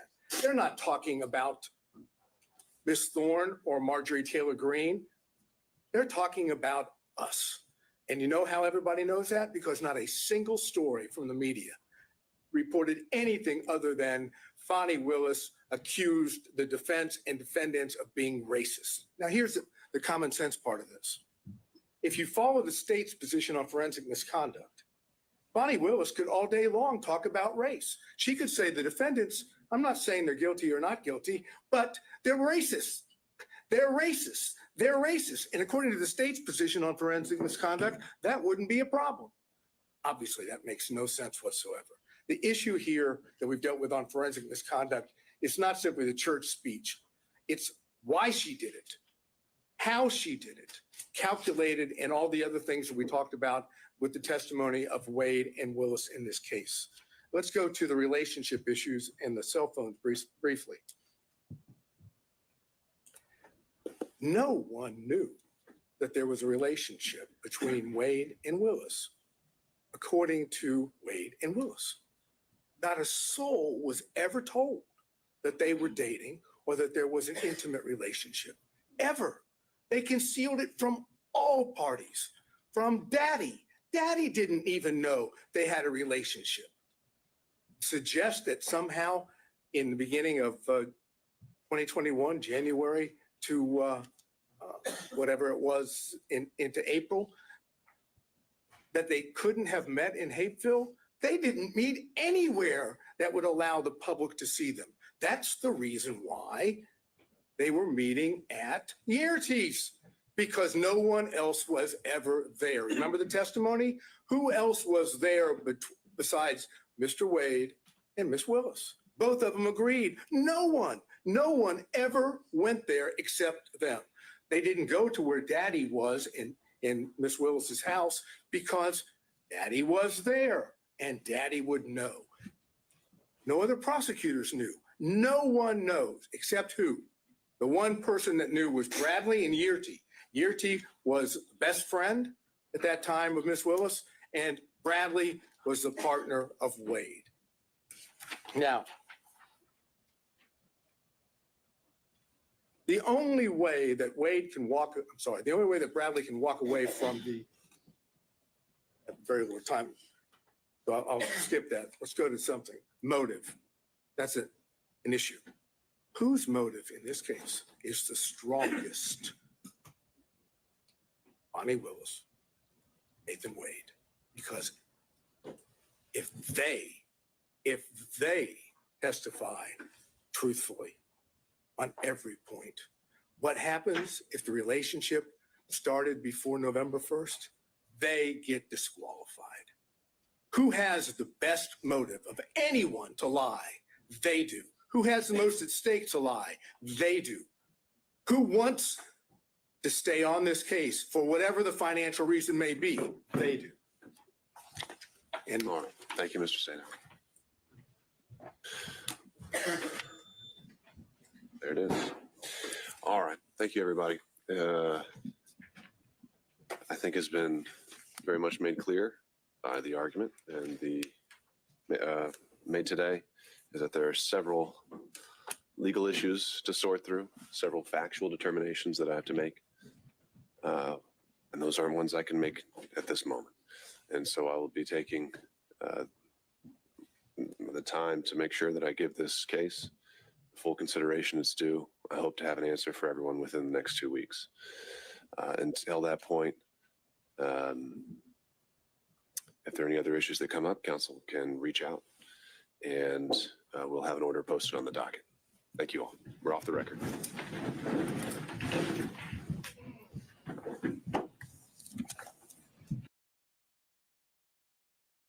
Wow, wow, wow, wow. Holy mac. Hey, thank you, Bernie, for the $20. Thank you so much. Good to see you. Thank you, Bernie. That means a lot to me. Thank you. Wow, wow, wow. Who loves the pit bull? It's not even a matter of loving the pit bull. I just think the pit bull is so effective. Like, if I ever get in trouble, that's exactly who, God forbid, knock on wood, God forbid, I want the pit bull Sadao in the house. That's who I want. Okay, I'm going to stop sharing this. Okay. Wow. I can't wait to hear your thoughts. I can't wait to hear your comments. I thought that this live stream was absolutely phenomenal. Really, really interesting stuff all around. Interesting stuff from Sadao. Interesting stuff from not Miss Merchant. Miss Merchant's absence is a really revealing fact today. I don't know what was going on. She was there, and another attorney took up the mantle right off the bat. I thought the judge was fair to both parties, but I'm gonna really be digging. I took a ton of notes. I'm going to be watching this live stream. I recommend you do the same thing. Watch this over and over again just to kind of get a taste of what's to come. Something's going to happen. Something is going to arise. And I'm going to be giving you up-to-date live breaking. The moment it happens. I have to admit, and this is not self-aggrandizing, I looked at a lot of the channels that are doing what I'm doing, and I pretty much came out with all the information before anybody, because I work tirelessly for you guys. And so I want to just say this really quickly. Thank you so much, the Obraverse. Thank you for the $2 super sticker. I just want to say this before we go. It means the absolute world to me that you are here. I love my country more than anything. I feel obligated more than ever to talk about this stuff. Thank you, Georgia Patriot. I really appreciate that. Thank you so much. Wow. Thank you, Vanessa, for the $19.99 super sticker. You guys are amazing. Thank you so much. I feel it is my purpose. I feel it is my calling as somebody who has, an expert in the principles of rhetoric that go all the way back 2,000 years to Aristotle: ethos, pathos, logos, audience, purpose, message. Somebody who's worked in the public sector. I've taught at universities, some of the best universities, communications, principles of rhetoric. Private sector is my go-to. I am a thriving, madly in love with America, madly in love with capitalism, madly in love with the freedoms and the principles and values embedded in the fabric of our beautiful country. I have kids. I have a wife. I care about my neighbors. I care about my country. I've had enough. That's why I'm doing this. And so I want you to join me. That's what I want. I really want you to join me. I promise you none of this stuff is going to come out in mainstream media and legacy media. Thank you, Lumpy Grits. I really appreciate you, because you just don't say. You heard Mr. Sadao. Mr. Sadao said the media didn't cover any of this stuff, of the hypocrisy of Fani Willis's church endeavor and her church speech. Nobody covered that stuff. And believe me, I watch all of them. I do my due diligence. I do qualitative, quantitative research. That's my specialty. Thank you so much, Rocio Hernandez. Thank you so much for the $19.99 super chat. Thank you, Tim B. Oh, I really appreciate that for the $4 super sticker. That's my specialty. That's my expertise. So I really do a broad-based survey of everything to make sure it's not about being biased. I try to present all the facts and data, and then we together collaborate. I want to respond to everybody. I want my comment section to be thriving, engaging. I believe discourse, debate, collaboration is how we're going to bring this country together. Thank you, Jam and G. Really appreciate you. Thank you so much, Liza or Lisa. I hope I'm saying that right. Thank you so much for the $19.99 super sticker. I want us all, we're all in this together. I don't want to expand the divide. I want to bridge the divide. And I think talking about things in a civil, constructive, productive way, I'm an optimist. Our country is going to make it no matter what happens. But these next 8 or 9 months are the most consequential months in our history of the Republic of the United States of America. And I am going to be bringing it to you every single day. I love you guys so much. I cannot tell you how much I love you guys. I cannot tell you how much I appreciate you guys. Thank you so much, Cole. That really means a lot to me. $4.99 super sticker. I want to hear from you guys. I want you guys to be involved. Make sure you subscribe. In the pinned comment is our free newsletter. If you made it this far, make sure you subscribe. It's free. It's absolutely free because YouTube's probably going to delete this. Rumble, I'm on Rumble.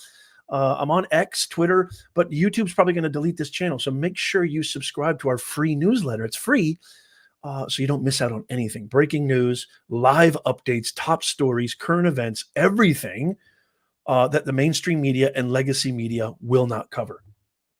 Thank you, Pamela Benoit. I hope I'm saying that right. Great to see you. Thank you so much. God bless you for the $10 super sticker. You guys are the absolute best. I am going to dive deep into my research, deep into my notes. Stay tuned for videos, new videos every single day, practically every single day on topics that nobody else will cover. I love you guys to death as always. God bless you. God bless your family. And God bless these United States of America. I will see you guys very soon. Thank you, y'all. Love you.